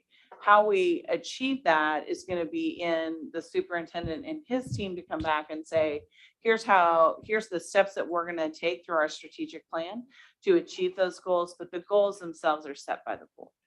Does that make sense? So, well, sort of, but let's use that last example that you brought up, that we want to have a certain standard of graduation. So that's where I'm confused as to, you can set a standard of graduation to be whatever you want, and you can get 100% graduation if the standard is substantially low, or you could have a substantially high standard, which might sacrifice some graduation. And so what I'm trying to understand is, does the board establish, like, we can say to the superintendent, we want everybody to graduate, and then the superintendent can just figure out what that is. Or we could say, we want everybody to graduate, and by definition, graduation must require 100 words of typing per minute, whatever. Then it's up to the superintendent to get to that standard. So that's where I'm trying to get clarification. So yes, we can do that. And we do have graduation standards. Sherwood standard is higher than what it is to get an Oregon diploma. We still have to offer the Oregon diploma. So we can't say, in order to get a diploma in Sherwood, you have to type 100 words a minute because that's I not know. part of the Oregon diploma. So we still have to say, if you achieve the Oregon standard, you still get a diploma. We can set different standards for achieving a Sherwood diploma, a Sherwood advanced diploma, or a Sherwood advanced honors diploma. You can ramp those up, and that's a decision that we can make as a board to say, in order to achieve a diploma with this level of distinction, you have to do X, Y, and Z. And that's why at graduation every year, you'll see kids with medals that say they have an advanced honors diploma or an honors diploma or the Sherwood diploma versus receiving the Oregon diploma. So there's different levels, and we can decide that. But that doesn't mean that every kid who leaves Sherwood will be able to do all of those things, because we're still at a very basic level held to, if they can get 24 credits generally of any kind, then they're able to graduate with an Oregon diploma. Does that make sense? Yes. I still am struggling on the level of specificity that the board has. So I understand. I mean, I'm not trying to say I'm just using the typing as a concrete example. I understand that we can't set a standard of 100 words per typing. I'm trying to use that as a level of specificity. And so how specific, because there's a difference in saying we want all of our students to graduate. The goal, superintendent, is to have all of our students graduate, or 98% of our students graduate. And we can say we want 100% of our students to graduate with a Sherwood honors diploma. That is our goal, and we can put that on the superintendent. I think what would be difficult, Jeff, in all honesty, is that would be a desire by the board to say, that's what we want you to go do. That would not be a collaborative goal, because the reality of what we get students that show up in Sherwood in the last half of their senior year, and all they've got are the credits and the ability to get the credits to graduate on time at an Oregon diploma. And so that's what we're asking is not achievable by the superintendent. And so that may not be a collaborative goal, but we can be that specific if we want to be. There's also got to be, that realization that there are just calendar decisions about those goals. For example, the one that Jessica referenced is a goal that you will see, and that is to strengthen the school district city partnership efforts to be very visible within the community. That is concretely measurable and achievable in the 22-23 school year. Improving graduation rates is as we all know, that's deep work where the payoff would probably be 4 or 5 years down the road for those system changes that would be needed, in addition to the resources that would be required to achieve that goal collaboratively. So, that's kind of the box that you get in for district and superintendent goals. Not so much district goals. District goals can be more strategic planning outcome, those deeper goals. But the superintendent and the board goals, by and large, I've always found to be very operational for that school year, with an overlay of some long-term strategic goals that are embedded within your strategic planning efforts, if that makes sense. okay. I mean, there's things that we want to accomplish this year that need to be in those board and superintendent goals. Great comments. Jeff, you got anything else? Not at this point. I think I'm I'm understanding more. Good, good. And feel free to butt in. Just jump right in there. Great discussion. Okay, superintendent goals. And the last bucket we have here is board goals. So the superintendent goals will be on an annual clock, whereas your district goals tend to have a longer shelf life, 3 to 5 years typically. Although just because you're looking at your 5-year strategic plan after 5 years, that doesn't mean you have to throw those bold goals away. You can rinse and repeat and keep going with those. And most districts do. But so board goals are akin, they're around professional development. So they're about your growth as a team, your development. They should be aimed at your board practice and your processes. And they should be also aligned to your strategic priorities. You don't want to be engaging in activities that take you away from where you want to be going. Going back to that idea of 36 hours. I'm sorry, Jessica. I didn't mean to make you angry. Don't even. I didn't I'm mean to not, make.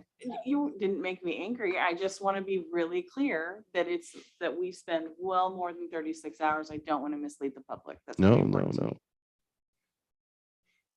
no. Okay. Any questions about goals? You deal with lots of goals. It's important because you're setting expectations for where the district's going to go. Lots of goals. Okay. It looks like 8 after 5. Do we want to stand up and shake a leg? I get the opportunity to stand up. Okay, the board, say the board will stand at ease. The board will stand at ease. Oh, you're so good. Like 5 minutes. We're going to get into some more nuts and bolts stuff. We never used that. Stand at ease. I'm like, I've never heard anyone say that this whole year. I got a really cool cheat sheet that I'll send you. I love that. I know. I get your email on here too. Vince, is that mic on?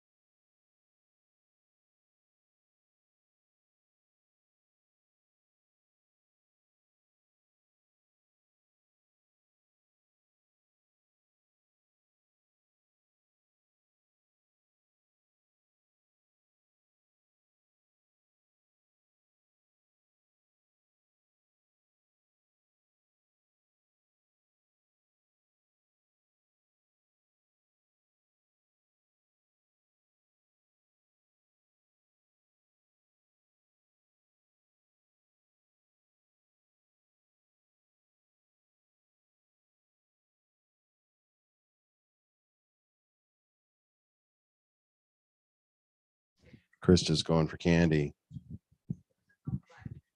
Well, you know, Yep. these are like fresh. They're so much softer, but when they're not fresh, they're like way chewier. I'm like, wow, I thought that was gonna take out a molar. I think It's still worth it.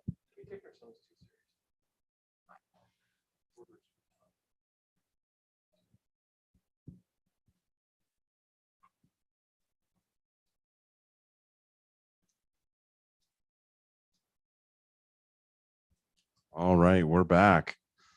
And Jeff's back. Okay, pop my slides up and then I think we're gonna move out of. I feel pretty comfortable with, but yeah, no worries.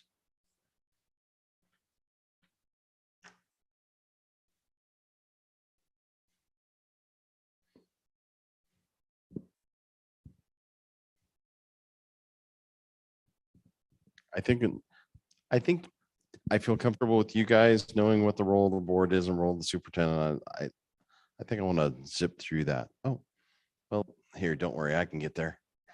I can get there. Come on. Oh, here we go. We're in the time machine here, moving forward through all this stuff that we've gone through. Let's get into some more nuts and bolts stuff here. I can't believe this all worked really well. Yeah, I'll get through this, get through this. Bear with me.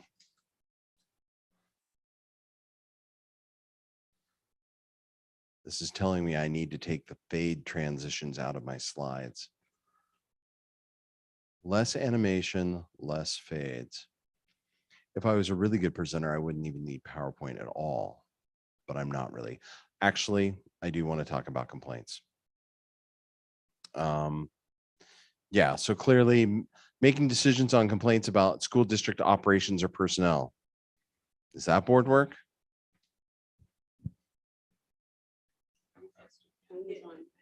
Isn't it don't- only board work if it eventually makes its way up to the board?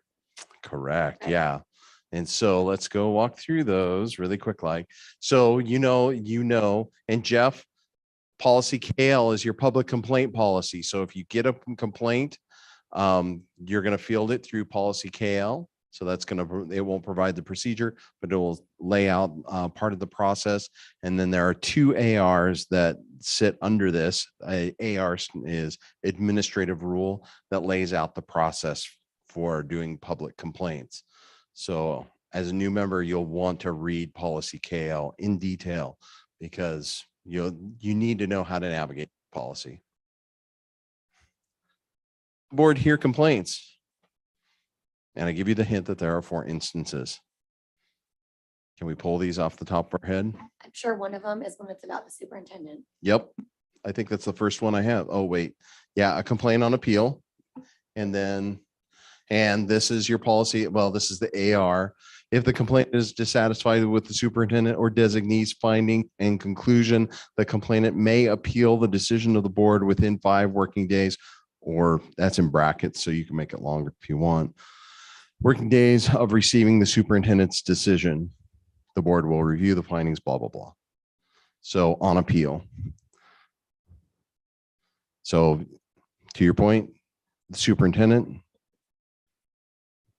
complaints against a specific board member, I was just gonna say that. I might know a thing or two. or a about- complaint against the whole board. So those are the 4 instances. All right, complaints. So this is the operational, how do we navigate this? So this is the grocery store scenario, and someone steps up and says, Jessica, I want to talk about that registrar at the high school. My kid didn't get into the class she really needed. I'm really upset about it. You're going to fix it for me, right?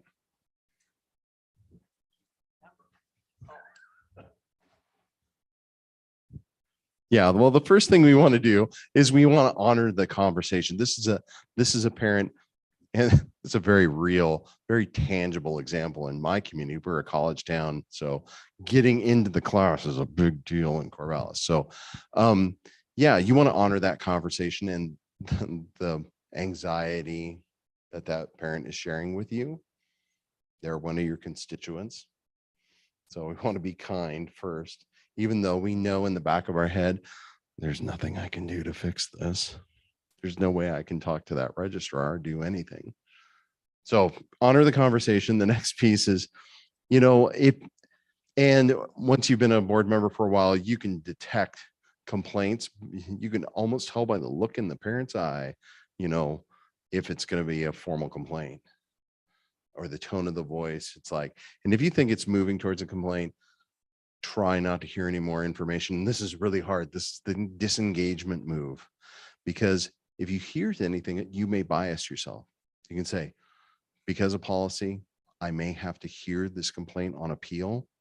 So I really need to not hear any more details about that.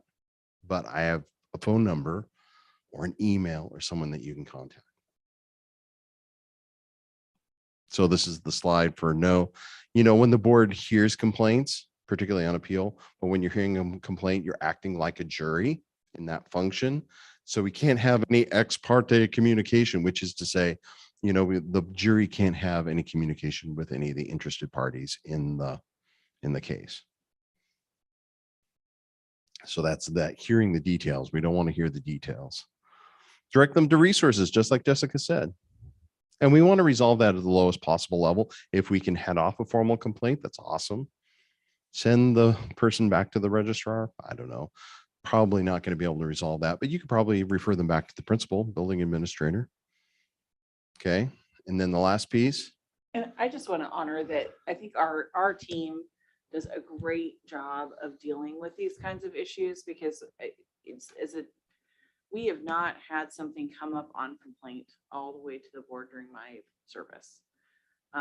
So we just, our folks do a great job when a parent comes forward and says, I didn't feel like X and X situation was handled very well.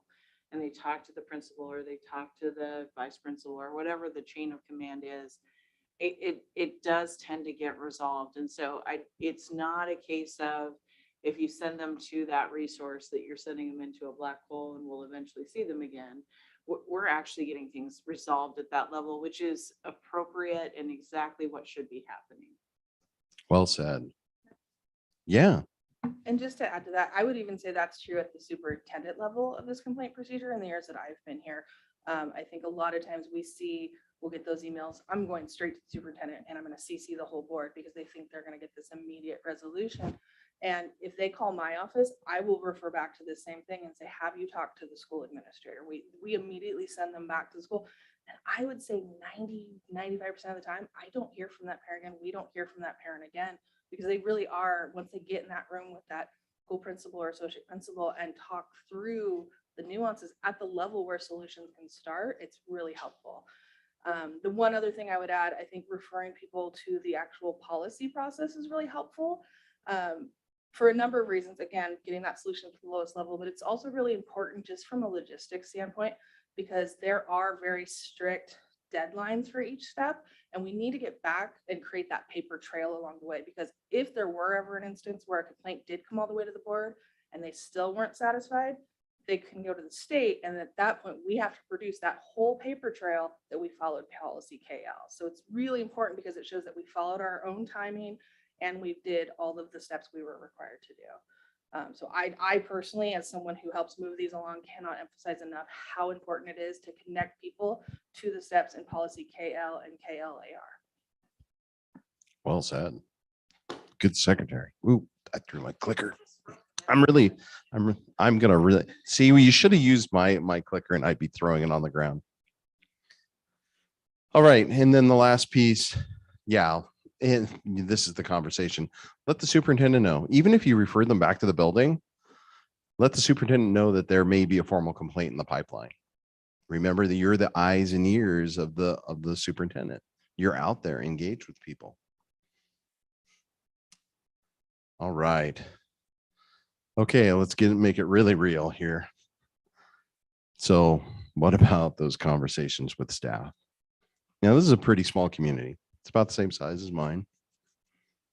It's small enough that you probably have been at a party at someone's house and you're having, a barbecue or something, and there's teachers there and they're talking to you.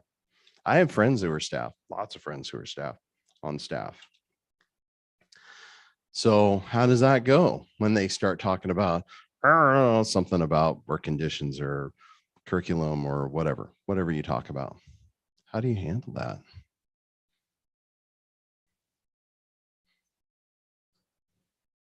Maybe I'm just really unfriendly, but when I'm at somebody's house and having a party and there's staff there, we're talking about kids, or we're talking about their home remodel, we're talking about lots of things.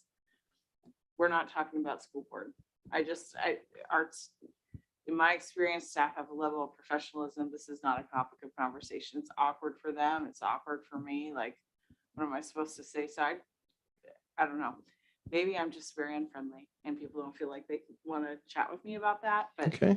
I appreciate the fact that the staff that I know personally as friends don't raise those issues with me. They take them through the appropriate, and maybe it's just because I've also said, like, I've got a role to play, you've got a role to play. This doesn't feel like an appropriate conversation.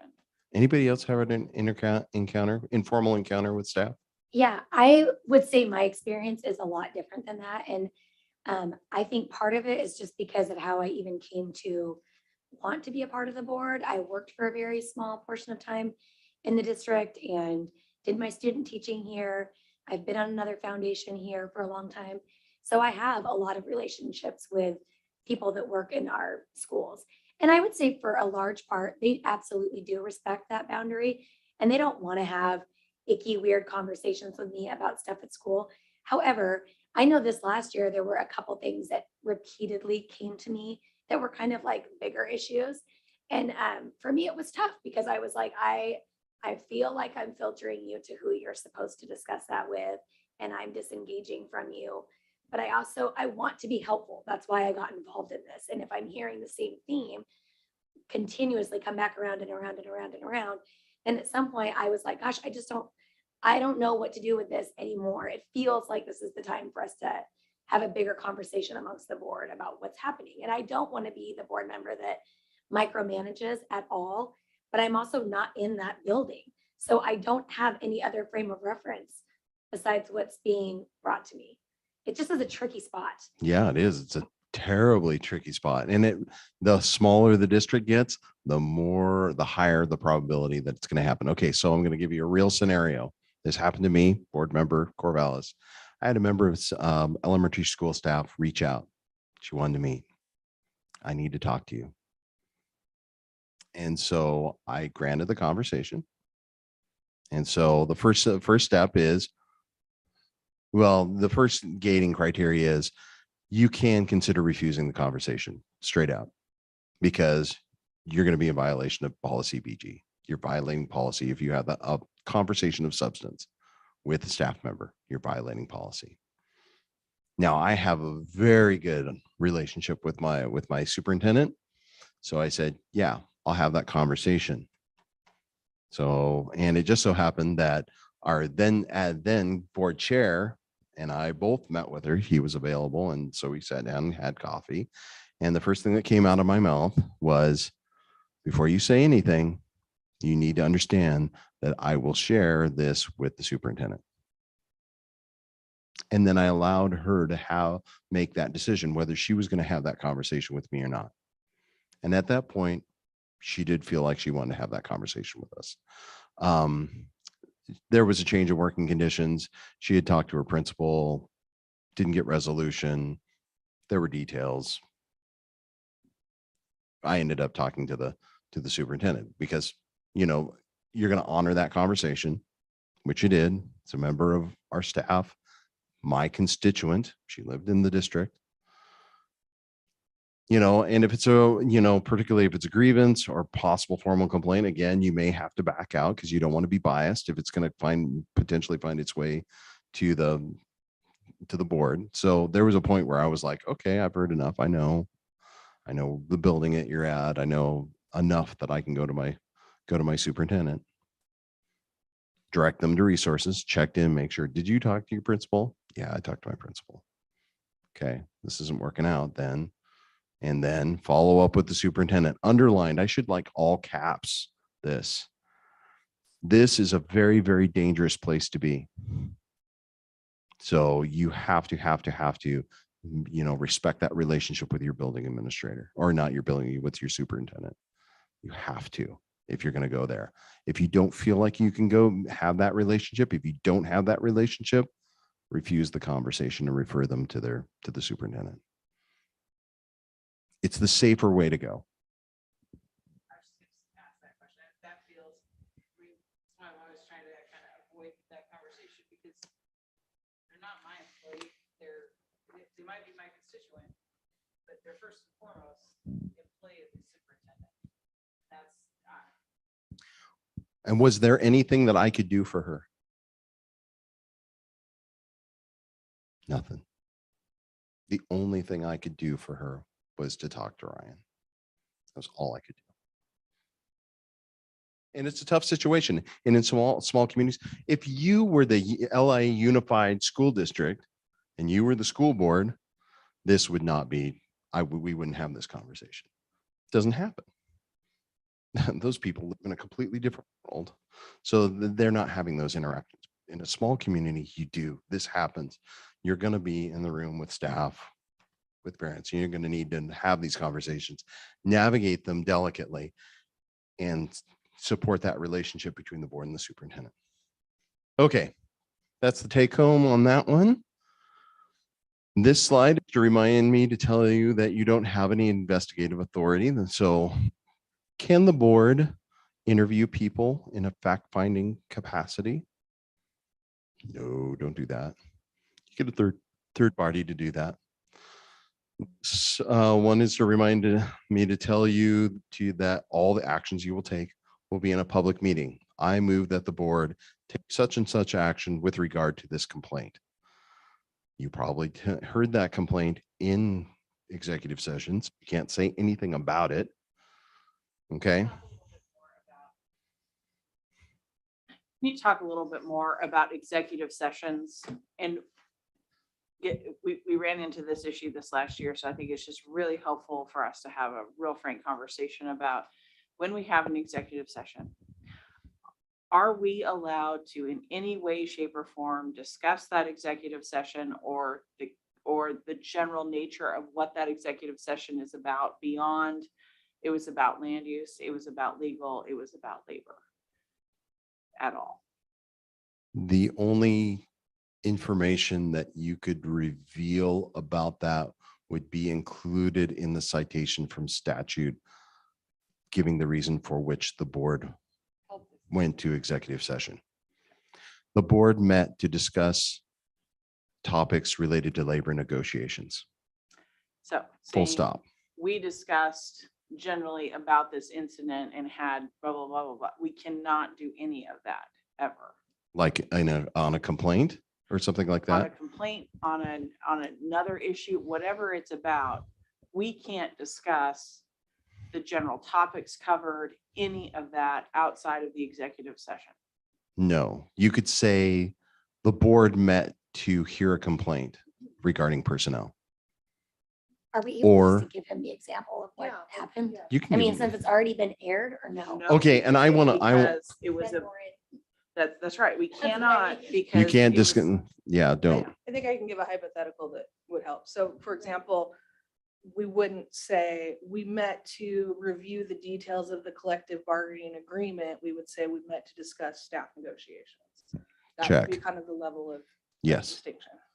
And so I would just, if you're looking for language, what you can say, go back to those citations from law. And I have to say, I'm not an attorney and nothing coming out of my mouth is a legal opinion. But speaking as your colleague in a neighboring community, when I'm guided by that language, because then you're safe. We met to talk about labor negotiations. That's it. Or we met to discuss a real estate transaction. That's it. That's all you can reveal. Anything discussed in executive session is strictly confidential. And that's why formulating motions to take action based on what you just discussed in the executive session is so tricky. You have to be really careful on how you craft that. So, yeah, it's challenging. If you ever have questions, consult general counsel. Just go get legal counsel.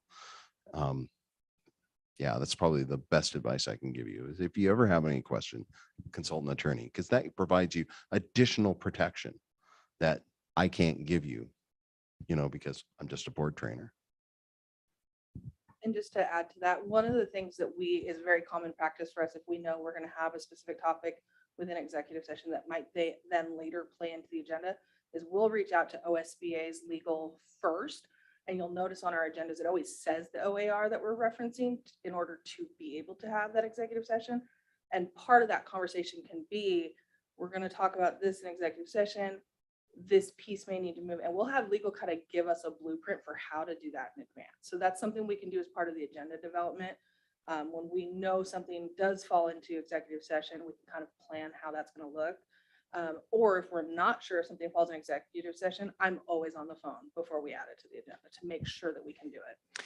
And it's a really good, and for chair, I'm assuming chair or soon to be chair, and whoever's going to be vice chair, you can pregame that. You should pregame that with the superintendent, with your staff before the meeting so that you are clear on the procedural boundaries. And then oftentimes, if you feel it's going to be, if it's a particularly thorny complaint or difficult to negotiate, you could just have a hearings officer come in, have your attorney come in and be a hearings officer.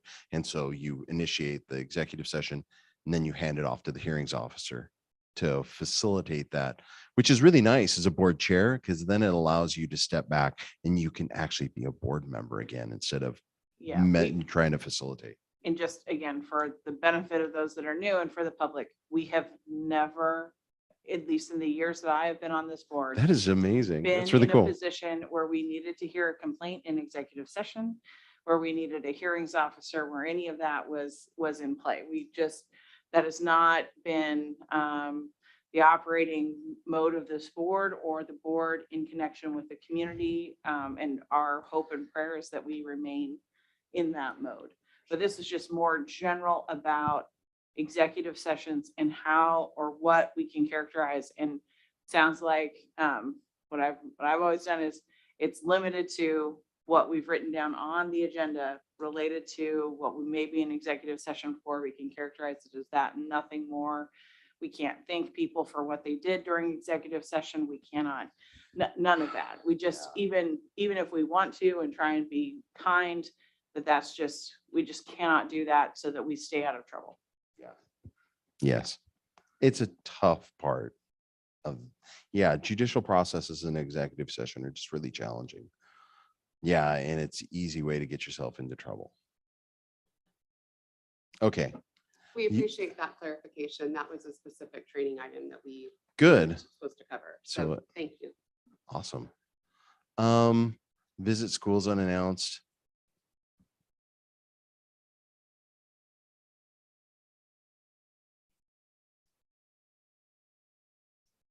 Good. We good? Okay.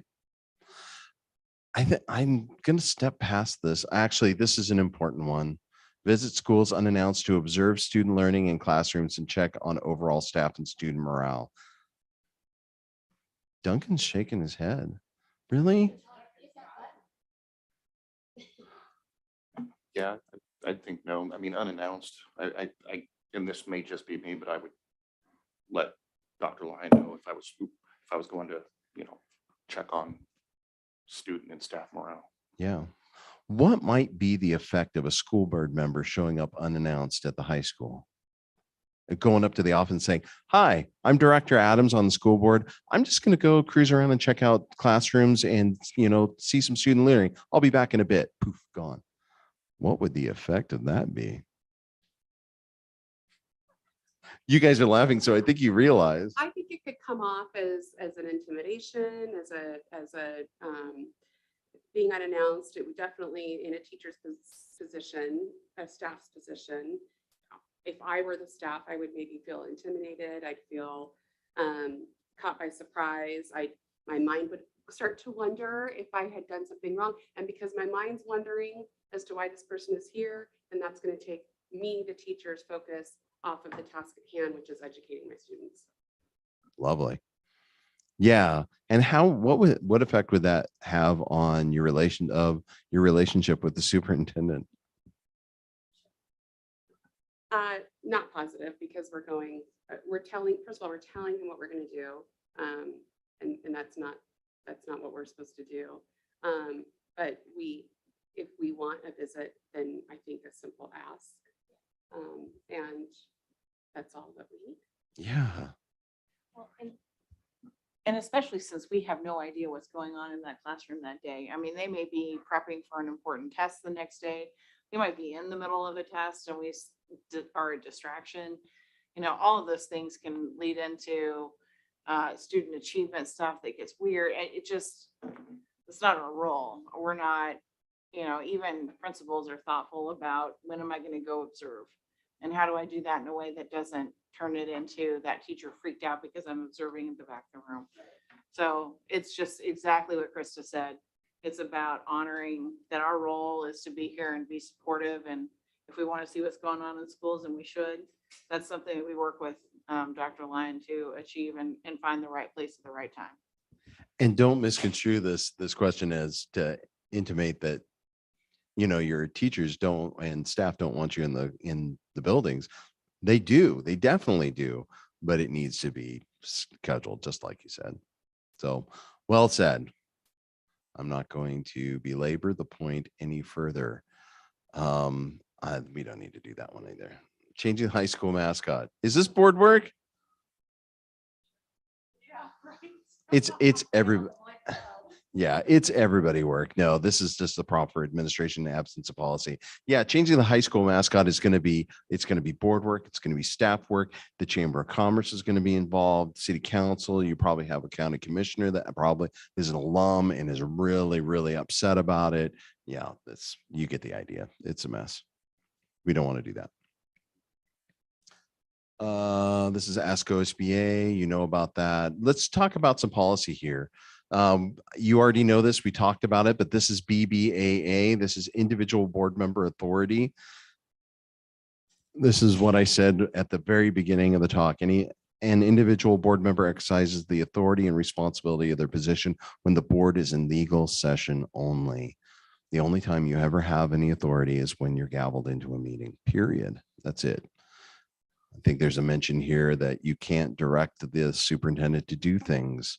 You don't have that authority. Only the whole board can do that. Let's see.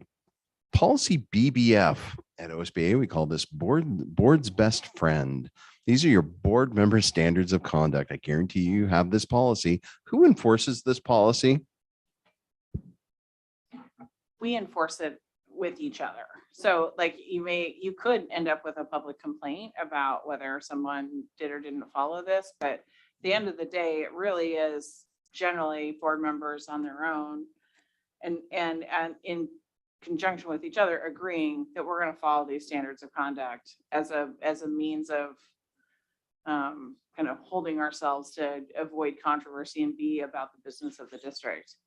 I do want to go back both in the previous policy and this one. There's a mention about expressing personal opinions in public. And you had said that that's only related to reporters, but I feel like that from my perspective, I think that that's a little bit broader. If you're speaking with a reporter, but I think even if we're expressing opinions related to something that could be a board issue in a public forum, whether that's social media or whether that's just in a public speech, if I'm saying something and I'm in my just personal capacity, but I'm weighing in on whether, we ought to have school uniforms,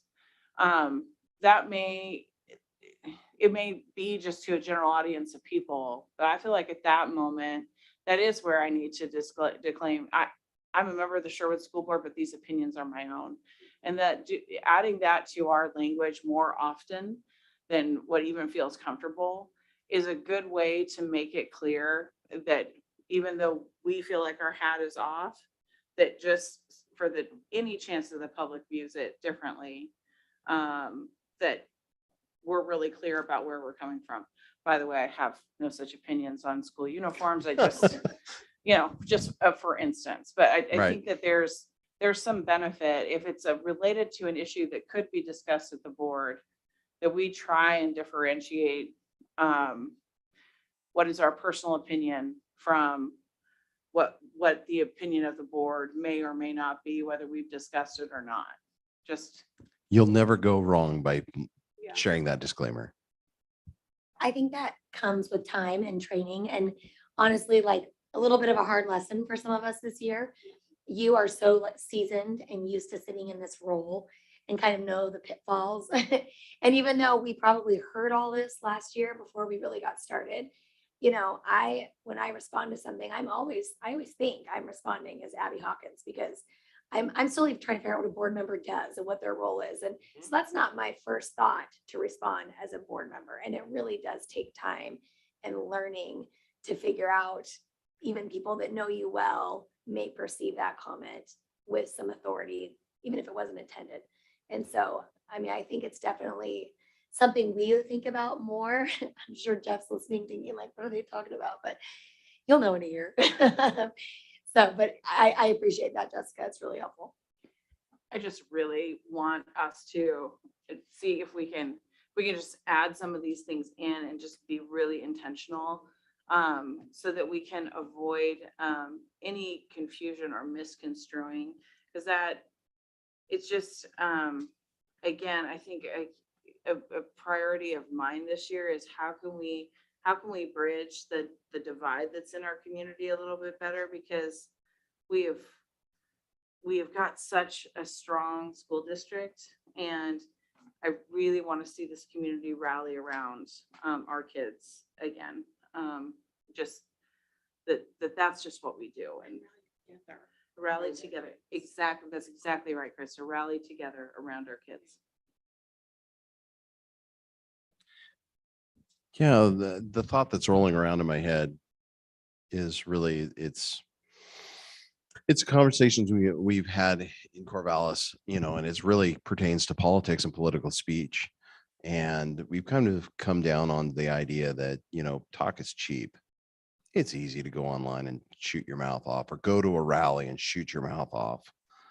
But if you really want to express your values and what you really care about, then spend the time working hard in this room, working for kids. And that will speak more volumes than what you say, whatever rhetoric we put out there. But what policies are you passing? What expectations are you putting on the district? What are the actual changes in student outcomes that your work is impacting? So that speaks a lot more than anything we can say in a speech. All those speeches are fun. It's fun to go to a rally and growl and make noise. But yeah, I mean, focus on your service. Let other people, and let other people do it. Okay, BBF. BBA. Well, am I going backwards? Here we go. Did I have double? I'm stuck in a loop. What happened? Uh-oh. And then I popped out. I'm sorry. We can see you, Jeff.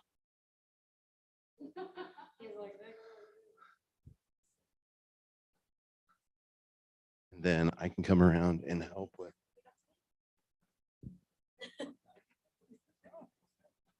Are we doing? Oh yeah, there's a ton. Yeah, there's a ton of hidden ones. It's a really hard slide deck to navigate. Yeah, actually, communication protocols. No, yeah, go ahead and drop me in communication. Yeah, that's fine. Drop me there. That's a good place.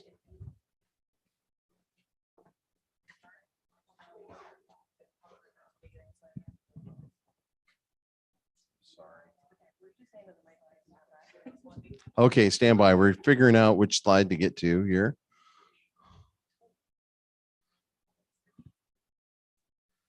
I'm sorry for all this slow transition.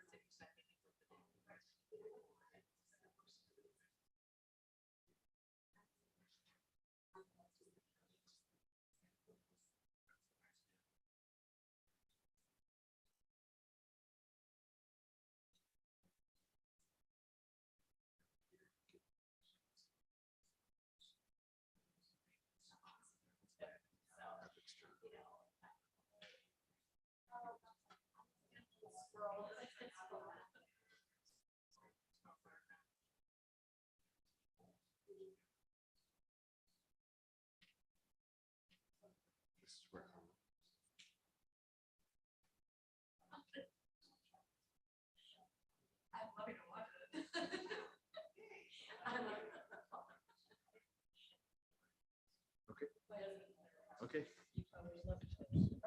Wait.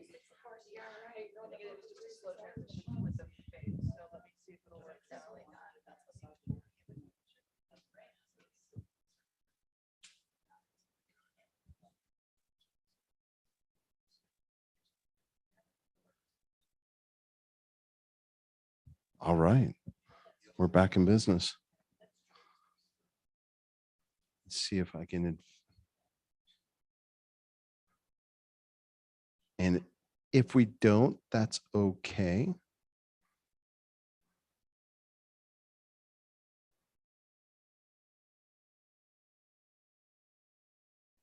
Oh, I didn't try moving it.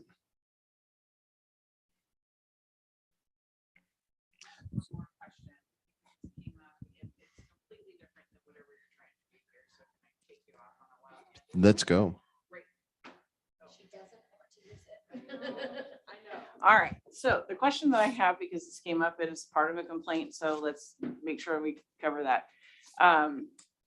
Is about motions and specifically this kind of tension between what are, because we take an oath of office that commits us to follow the laws of the Constitution and the state of Oregon and the policies and the district. If we're in a position where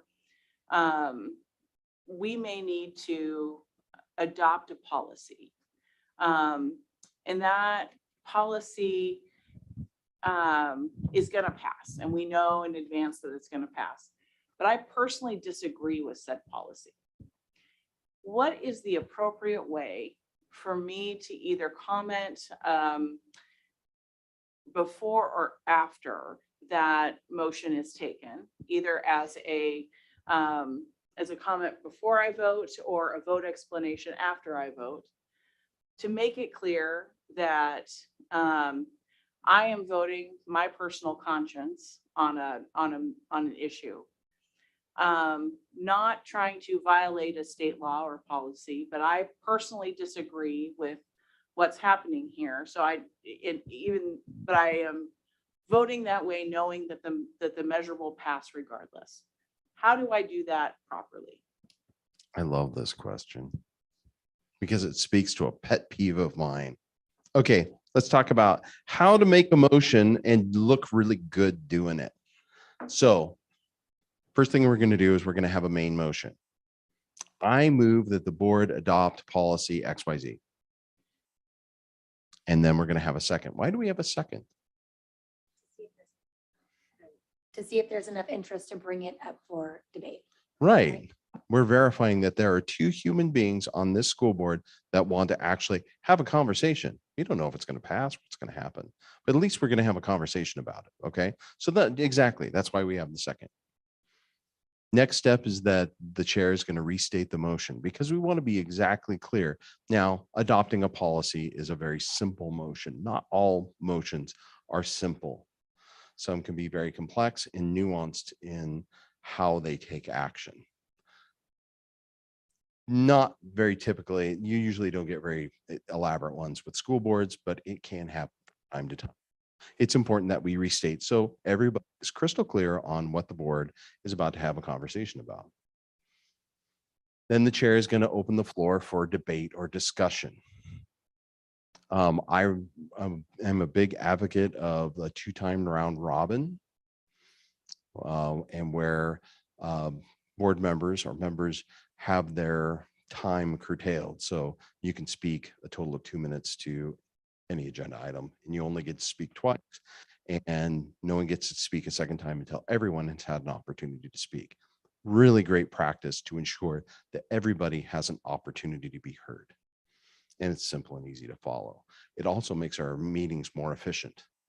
It also means that in that prep time, I'm going to think very critically about what I'm going to share. And this is really getting to your point. You're absolutely right. We bring our own values and convictions to this work. And if you see something wrong with a particular action the board is about to take, it is incumbent on you to surface that prior to the vote. Because if you see something that I don't, or something that is a violation of your personal values that I may not hold or be aware of, if there's some harm to some constituency that I may not be aware of, I need to learn that, because that's why we have boards, to surface more information about that. We check each other's blind spots. And so that's when you do that, is during debate, not after. There's no postmortem, and there's no apologizing. Please don't apologize for your decision. You were elected to cast votes. That is your responsibility. So we're going to have debate. You have your rules on how you have your discussion. You have discussion. At the conclusion of discussion, the chair is going to restate the motion again a third time. Well, the motion will be stated 3 times, so everybody's completely clear. The chair will then move to a vote. I'm a big fan of roll call votes. It's really nice for your secretary who's recording it. You should also be recording it on your agenda as well, so you have a second place, particularly if you're in a fully virtual meeting and the board secretary, this is a real scenario, board secretary's computer crashed in the middle of the vote. Happened. And they didn't have a record. They lost the record of the vote. So it's really good to have a pencil, paper, and have the chair recording votes, and who makes the second and all that. So it can get into the minutes, because it's required to be in the minutes. So your individual votes have to be recorded and go into the record. So then we go ahead and do our roll call vote, or if you want to do a voice vote, or you can do it by unanimous consent. I'm a big fan of unanimous consent.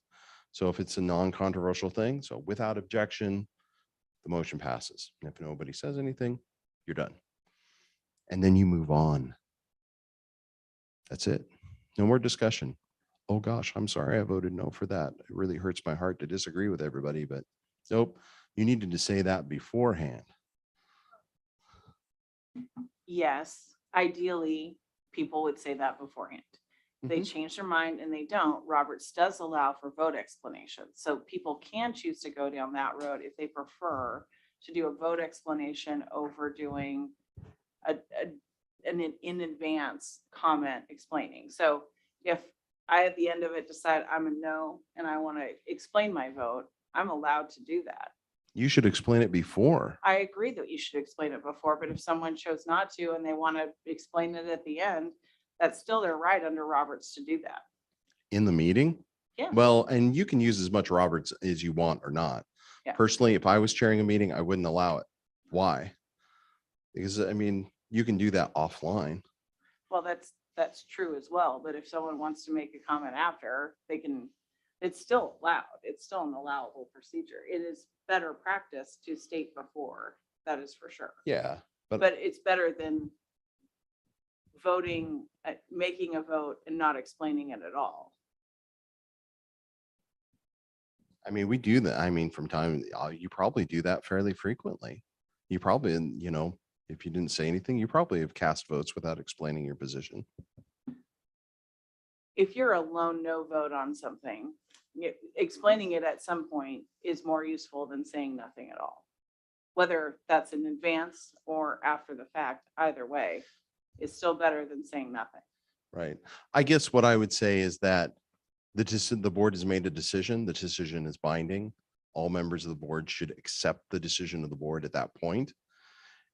If you want to allow your members to discuss their position on that, I mean, you can run your meetings any way you want, but you only get 36 hours in meeting time. You want to save every minute you can to focus on the needs of kids. So I would say move on at that point, go to the next agenda item.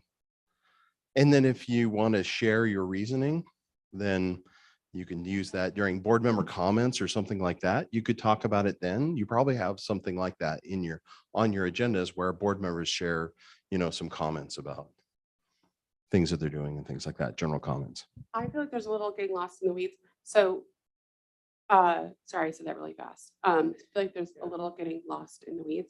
So when we have a motion come up, we have a board member motion. Chair calls for a second, it's seconded, opens the floor for discussion. Board members, if they want to, give their thoughts on the item that's up for vote. That's, in my opinion, my personal opinion, the best time to give your opinion. And then you vote yes or no. And if you're voting yes, maybe you don't need to give you can or you can't, I don't know. I think if you're voting no, that's a great time to give your thoughts on the motion. And then when it comes to your vote, nobody's going to wonder why you're voting the no. So really, at the end, there isn't really any reason. It's just, for me, that seems more efficient. There's no reason for at the end to have a discussion after the vote is passed. Is that what?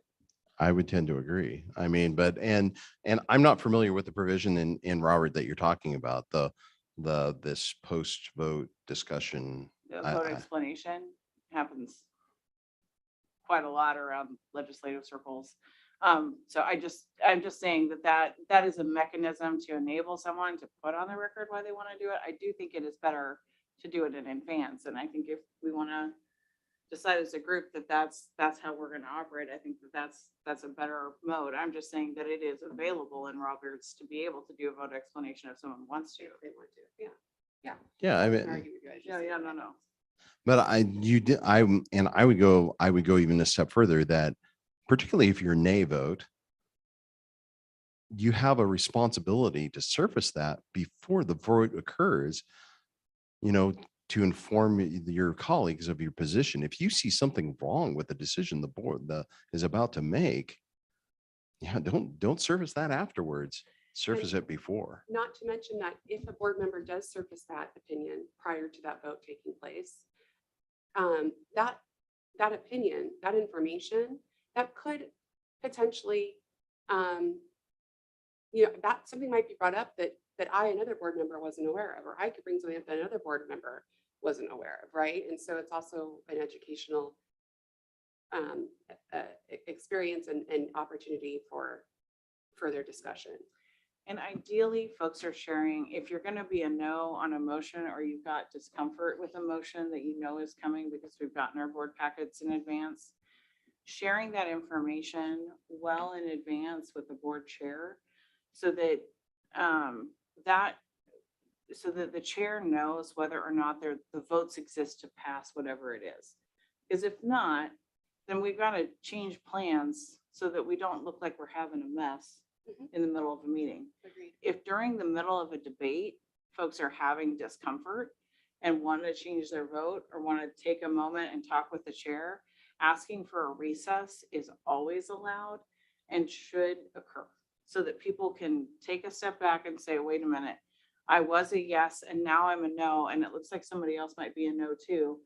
Ask for a recess, or the chair is free to put us in recess or at ease so that we can figure out plan B, so we don't take a vote that we then have to work back around. So I would be, the only thing I would caution is that you don't want to deliberate outside of the context of the meetings. No, I'm not suggesting that anyone deliberates outside of the meeting, but if I'm a yes on a motion and I've listened to debate and all of a sudden I'm a no, and I can count noses and figure out that there are two other no's, and so that means a motion's going down, asking for a recess, talking to the chair offline, just the chair, so that it's not a quorum of the board, then the chair can decide, do I want to just withdraw this motion altogether and do something different? That, Yeah. that's important so that we don't have things just moving around willy-nilly. So there's there's an incidental motion that'll allow you to deal with this situation. If the board doesn't feel, so maybe there's a point of information. So point of information is an important maneuver here. So maybe you just learned something. Oh my goodness, my colleague just surfaced something. I'm really unsettled and unsure about And this already vote. voted yes. Well, we haven't taken a vote yet. We're Okay, still in debate, but Okay. it's like, oh my goodness, I feel really unsettled. I'm not ready to make a decision here. I need more information. Point of information. You seek the recognition from the chair. Chair says, you know, what's your point? I think I need more information about this particular provision of policy XYZ that we're considering here. And maybe staff can provide that information on the spot and make me feel a little more secure in my position or solidify me on one side or the other. If not, the board can then take up a motion to postpone. And then you can punt the motion or punt the action down to postpone to a future date, and you specify the date. If the board, if you know, you don't feel like you want to make that decision. Now, it still takes a majority vote to approve a motion to postpone. So that would be an incidental motion that would come in over the main motion. Or the individual who made the motion can withdraw the motion. Yes, they could. So that gets you, it gets, at that point in time, no one's taking a vote on anything. It only takes that individual to withdraw their motion. Correct. And then the agenda item is set aside. But what that would do is it just removes it entirely, takes it from the table, and then the board is not going to reconsider that. It would have to come back again. It would have to be added to another agenda. Right, it can get added to another agenda, but it doesn't force you to start all the way over. If a motion goes down, then you've got to first read it, second read it. If you withdraw the motion, then it still stays in the queue where it's at, and you can add it as a second read to the future Right. agenda. Or, I mean, if the board if the board takes a vote, you know, and then at a later date it goes, uh-oh, we made the wrong decision, then you can have a motion to reconsider. So then you can bring that back up and do a redo. That's the way you can do that. And I have this wonderful guide that I should have hard copies with me, and we could be going over this, but I'll send to you that has these maneuvers in them. I basically condensed down and stripped down, Robert, to the essential motions that you need to get your work done. The reality is you only need a very small part of Robert's rules to actually do your work for school boards. We really don't need that much. I just want to say one thing. Yeah, sure. A lot of this is just learning for a lot of us new members here and learning the process and what we can and cannot do. There are certain things that this entire year I didn't know we could or couldn't do. One of those being a recess, right? So thank you, Director Adamson, for bringing a lot of this to our attention. But I also want to note that I don't think it's the intent of the board to have many, if any, situations like that are chaotic in that way. Out of respect for the executive team and Dr. Lyon, there is that opportunity prior to the meeting where we get to send questions and get clarification and be prepared for those votes. And so I think that if a situation like that were to arise, I would imagine it would be quite rare, my personal opinion, because we do have the opportunity to get so much information prior to, but all of that was just really helpful for clarification in the event that something like that comes up. I just didn't want to give like the impression that there's going to be all these chaotic votes happening. So So as a general matter, we just really haven't had that happen as a board. And so Right. and a lot of that's because we get information well in advance. We're not surprised. There are work sessions and information sessions well in advance, and the staff's really great about answering questions. So yeah, for the sake of the public, this doesn't happen often. and the team listening. Yeah, and sometimes you do get sideways. I mean, it happens. Boards get sideways. You're like, uh-oh, we're taking this up and we're not all aligned and you know, and that's okay. And you can check in with staff. You can look over at the superintendent, look at the secretary. Okay, do we really, and this is the chair saying, Do we really need to take action on this? And sometimes you do. In which case you hunker down, you band together and find a way procedurally to go ahead and work through that, because staff need this decision from the board to support operations. That you need to raise the cap on the number of exchange students or something, that's going to affect kids. And we got to get that adopted tonight because we got kids coming in next week. Then yeah, we need to hunker and get through that. But if you need to set it aside, and just come back to it. At all times, conduct your business with care and respect. You're a team. You're not fighting each other. If you don't feel comfortable taking action, then punt it. It's much better in the long run to go ahead and push that out and come back in a much more stable place to really consider that matter, particularly if it's, one of these controversial topics. Maybe you need to just take some time to learn about this and then circle back around and come back in, and that's where, we're in this curvilinear thing. And then, but when we're in our governance process, when we're doing Robert, and we're very linear, and that's not a time for us to process. There's not a lot of space for us to process, I guess is what I'm saying. So give yourself some grace, I guess is the point I'm trying to make. I don't have a slide deck. Oh, it's okay. It's totally fine. Oh, look at you. Can I advance it? I do want to talk about your email protocol. That's okay. We talked about, you can advance me. So we talked about policy BG. Keep going. Board meetings, you have to be in a legal meeting. We're not going to talk about that. This is the slide I want. Okay, tell me about your email protocol. I'm a parent in your district and I reach out to the board. Which email address do I send that to? Well, so this again was a little bit of like a learning curve for us this year. Because I think the old board they knew what to do and they knew what they were comfortable with, and they had an arrangement that worked really well for them. And so coming into this with so many fresh faces, we were like, who responds? Can we all respond? Do we have different opinions? And so this last year, we kind of went through a process where we relied on our chair to be the first responder. And then after that, if somebody else really wanted to respond, they were open to do so. I think Just to the person individually. correct. Yeah. Important to differentiate that. So I think what became a little bit tricky is very often things that come to us are not actually board issues, and things that we actually don't have any authority over, have no knowledge of. It's interesting to sometimes hear this is what's going on, but I don't feel equipped to respond to it. And so I know Chair Hecker did, because she did that job so well. But I guess being fresh now, I'm like, what is our protocol? What do we want that protocol to be? And who's going to respond and who's best to respond? Because I don't want anybody in the community to feel like it's a lack of desire to respond, but I also don't want to be giving them the wrong answers. Correct. And so, no, what you just described is best practice.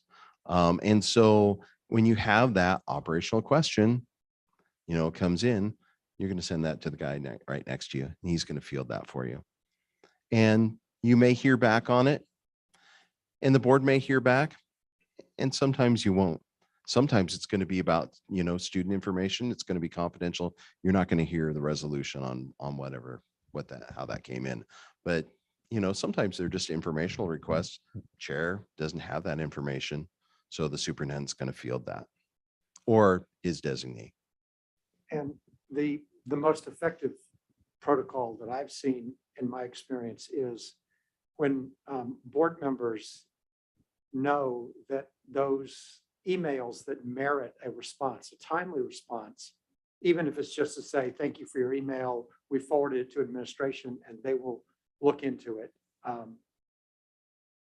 If you send those to the superintendent, I'm going to farm them out to the executive team, because if it's a personnel question or something that involves Steve's department, he's the one who needs to formulate the answer. And then once that answer is, and these are kind of on the kind of bigger, hairier emails that we periodically receive. then that answer goes out to every board member, which is a really critical piece. Because what the surprise part of it is when a board member discovers that there's a thread that's gone on for 2 or 3 weeks that involves district staff responses, and they are on the outside looking in on that, that's not a comfortable feeling, and it doesn't breed collaborative teamwork in any sense. So, in terms of that awareness that what rises to the level where the district staff needs to know about this and handle it, and then we all need to get that answer. And it's not a clear black and white line. There are some that fly low, like, hey, is the district going to have a presence at the Sherwood Festival this weekend? And you may know the answer. And that's not something that I need to see as superintendent, So I don't know where that line is, but we all kind of know where it is. If it rises to the level of the superintendent, executive team, and other board members should probably know about this, then that's a good thing. The what? We talked about in a previous district, we had a leader's email. And so the public, when they went onto the district website, they had as an option, instead of emailing an individual board member or having to type in 5 names, there was something called leader's email. And by hitting that, superintendent got it, all 7 board members in that case got it. And then the superintendent could farm it out to the proper cabinet member, executive team member.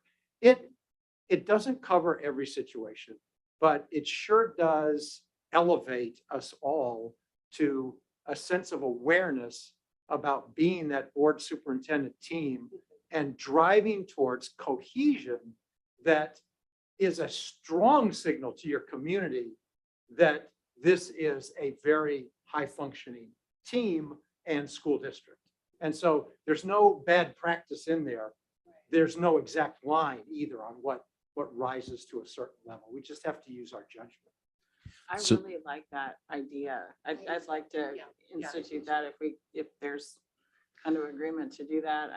I also like the idea of still having kind of a single point to push things to, I mean, if we're all getting it together, then it can be an easy conversation between you, Dr. Lyon, and Abby, as like, okay, who takes point on answering this particular question? Is this a question just generally that is about board practice? I know it's a lot for the board chair to be the first responder on things that are kind of more board sphere as opposed to kind of direct district questions. And it seemed like we kind of had a bit of slowing down of all the questions once we got out of COVID. I think that there was an awful lot of incoming because there are lots of opinions about that.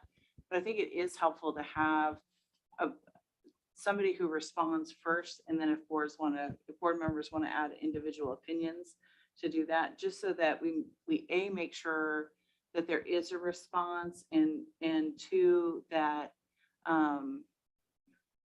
that there's a more clear opportunity for us to respond once that person has whatever information is necessary, so we don't get tripped up in that either. So I've seen, I'm forgetting the district, but I've seen a board where the vice chair is the first point of contact. So they're shouldering that communication role, which frees up the chair to, really focus on that, Yeah. more strategic and ministerial functions. So dividing it, it's almost like a co-chair arrangement. So, I mean, and you can designate anybody I think it's a core value here in Oregon that members of the community that email a governing body, particularly a school board, they get at least an acknowledgement of receipt. Right. It's just, I just want to piggyback on what you said, because I like it. I like that idea so much too. And we're all seeing the communication come in. And if it's district, if it's something that is clearly something for Dr. Lyon to respond to, we are all going to know that right away, right? If it's directed at the board, then direct, the board chair doesn't necessarily have to be the one that responds all the time. The board chair could always say, hey, you know what? This board member actually has a lot of knowledge on this. And and could direct another person who he or she may think that is the good person to respond to do that. And that way we're all taking an active role in engaging with the public.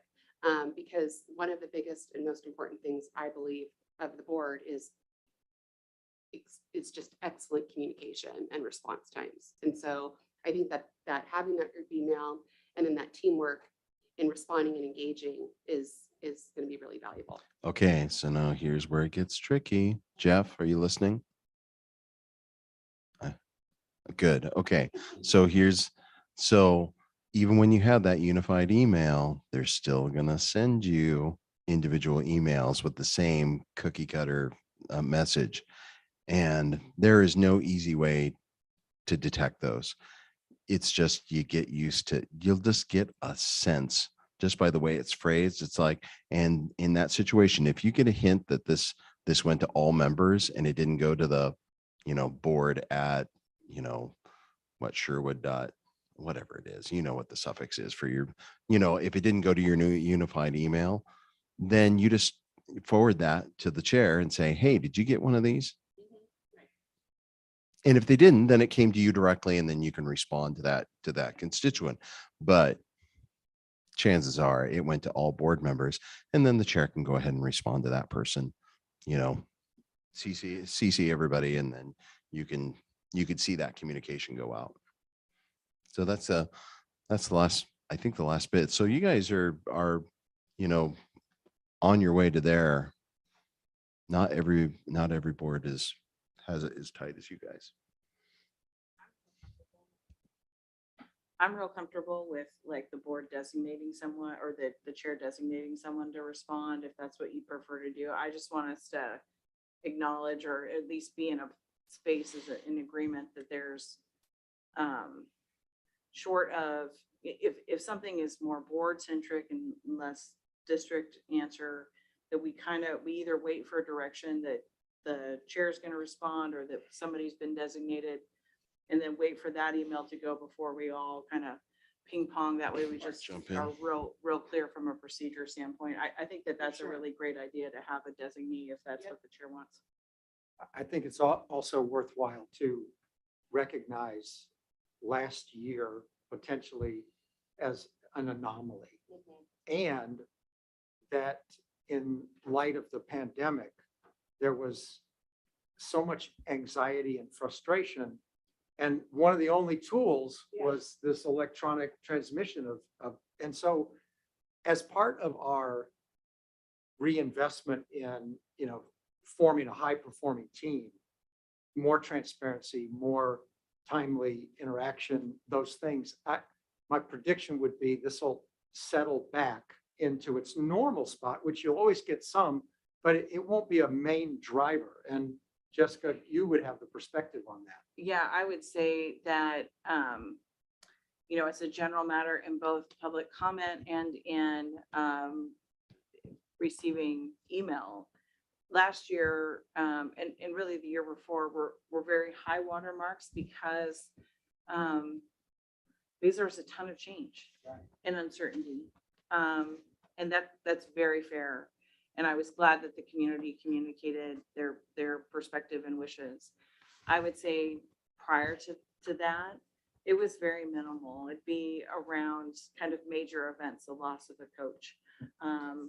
That was probably kind of the big ones, or a boundary change. We would see high volumes of communication. Other than that, it was, incidental issues here and there. My kid didn't make the whatever, and I'm upset about that, and I want to share that perspective, or I'm upset about, this particular field and the issues associated with that. So, I mean, and those are great things for the community to share with us, and that's not any discouragement of that, but it was substantially more infrequent than what we saw last year. So I'm noting the time. I'd love to keep sitting here talking to you about board stuff. I love these conversations. You are in a unique situation. You're kind of in this, in sociology, there's this idea of liminality. You're in between. You have a new superintendent. You've had change of faces on the board. You're coming out of what is really has been an ordeal. And so this is a really unique time to do level setting and really thinking critically about what you want your board to be like going forward. So I think this board has operating agreements. Yes. Do you? Yeah. Norms of operating agreements. You know, I highly recommend going back to that, going back to your policy BBF board's best friend, going back and just looking and renewing what your standards of practice are. How do you want to operate? Looking at your board functions. How do we want to conduct our meetings? How much Robert do we want in our meetings, or how much do we not want? You know, and what do we want our work sessions to look like? And just having these conversations about how you're going to work together as a team, and really a strong emphasis on building a relationship with your new superintendent. You know, it's it's a new dawn, and you can do all kinds of new things. And I just want to take you back to the beginning of the talk. And if I was at the end of my slide, actually, can you give me my concluding slide? Not the last one, not the thank you one. You know, I'm going to say thank you. The one prior to that. That's okay. So on the last slide, there's a causal chain.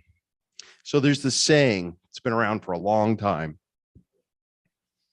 The saying goes, if the board makes a mistake that night, the next morning it's in classrooms. I hate that saying. I like to flip it around. If a board does something right, the next day it's in classrooms. So going back to the beginning on that last slide, it's a causal chain. It's returning to the research that what you do matters. What you do impacts student outcomes.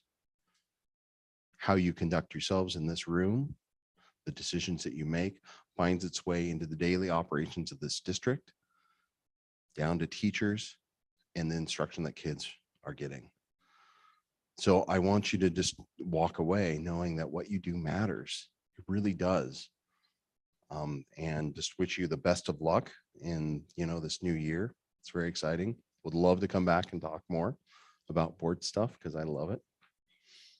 But I think I'll take any questions if you want to waste some more time, but I'm at time and I want to respect the board has business to conduct this evening. Well, that I'll yield back to the chair. Does anybody have any questions? We've asked you so many. Well, on behalf of all of us, I'd like to thank you for spending your time with us and sharing your wealth of knowledge. I know it was very helpful for all of us. We had a lot of really good questions asked and answered. So we appreciate your time and thank you. It's always a pleasure. And you have my phone number. You're always welcome to call. Absolutely. All right. Thanks. Have a wonderful meeting for the rest of the evening. All right, that will adjourn our work session, not work session, training session.